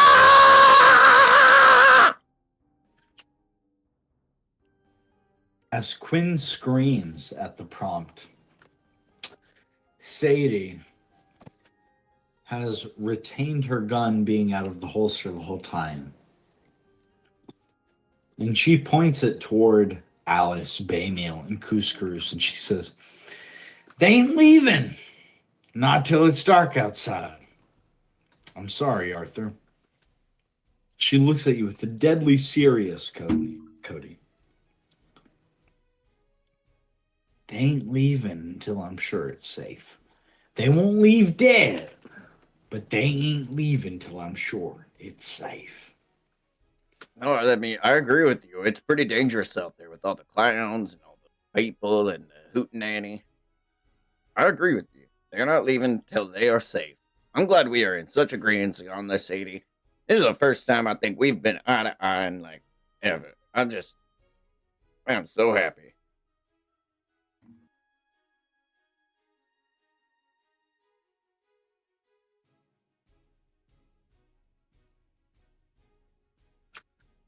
If you say that, then she will lean back in her seat or her stance or whatever, gun still poised at Alice and the others. She'll say, "Well, guess we're going to make ourselves comfortable till we can get you back to your ship."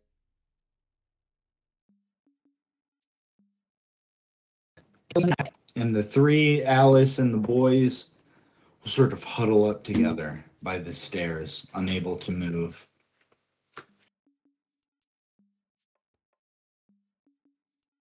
I love playing poker. This is so much fun.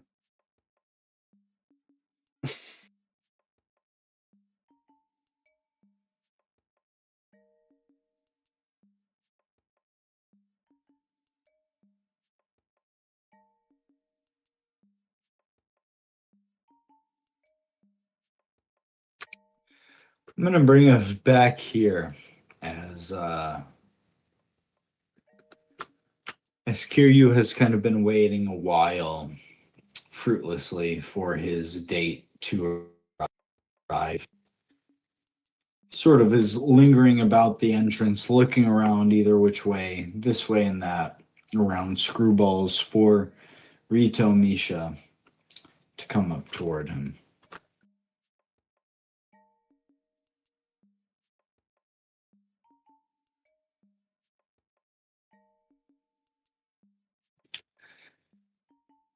He's going to see, roll me a history, hear you? A history. Yes, sir. All right. 9.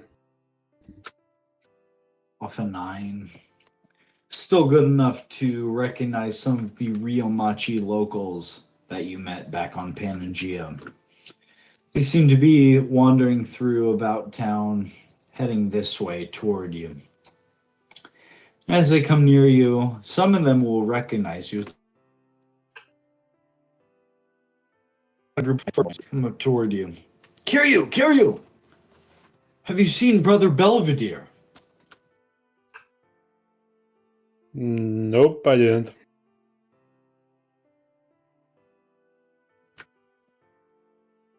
Neither have we. He promised us a fine, fast few 24 hours of revelry, but he seems to have gone missing. We were just staying at the hotel. We've looked around all over for him. His room, the restrooms, all of the attractions are empty. We can't find Brother Belvedere anywhere. Yeah, something Look, is weird. We're sorry. We're sorry to come you again. You can find him.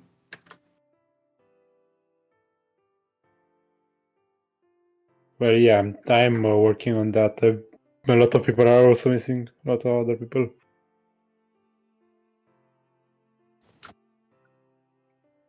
At that point, as you are kind of come back into the circus, looking this way and that,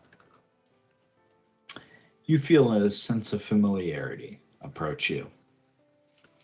And as you turn over your right shoulder, you notice none other than Mystical approach you with a big, pretty familiar, pretty handsome, happy smile upon his face. So,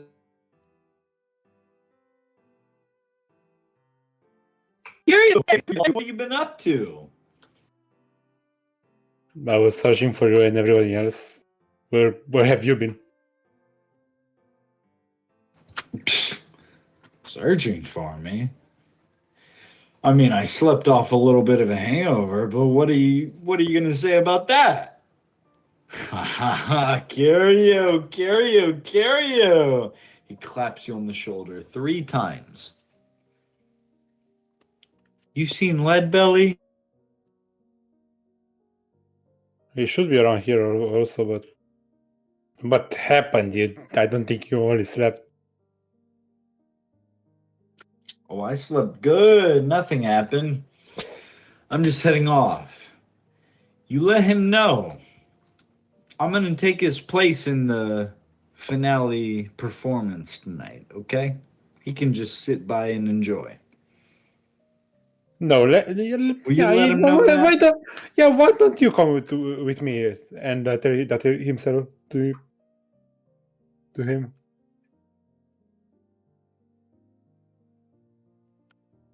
Roll me 2 different flat perception checks. Yeah, 1 sec.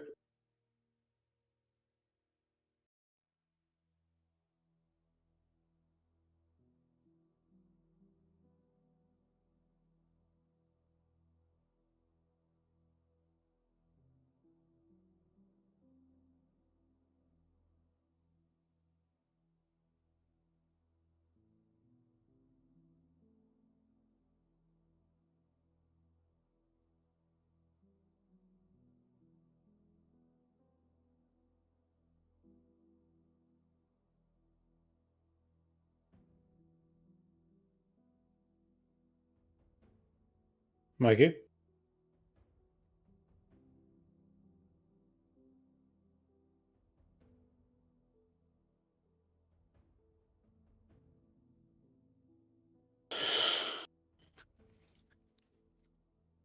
As you come back through the front entrance of Mr. Manting's, you are able to hear what Mystical says to you. You are able to register what he is asking of you. And as Leadbelly is able to hear through the ear that he has grown upon your head back at you, hearing the unmistakable voice of Mystical, we're going to come to our to be continued for the night. Bro, what's going on with Mystical? That ain't even his voice. That's just It's wild. over. He's dead. It's Jover. Went a little different than I expected for tonight.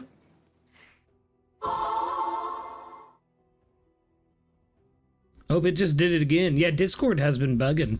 Yeah. I don't know what's happening with it, bro. Yeah, I just heard you come back in again, but you remained in, so... Yeah, that's weird. It might be my internet. I was battling my internet a little bit today, but it wasn't ever showing that it went down, but you all weren't responding to me when I was talking, so... Yeah, I think it's Discord. And it did it again. Yeah, I just did again. I'm gonna close down stream. Thank you guys for joining us today. Sorry we're not giving out a proper outro this time. Discord is bugging. But yes, we will see you in 2 weeks' time for some more Sakura Pirates action. And I, for one, am hella excited to get back and figure out what is going on with Mystical. But yes, other than that, I want all of you out there to have a wonderful, wonderful night.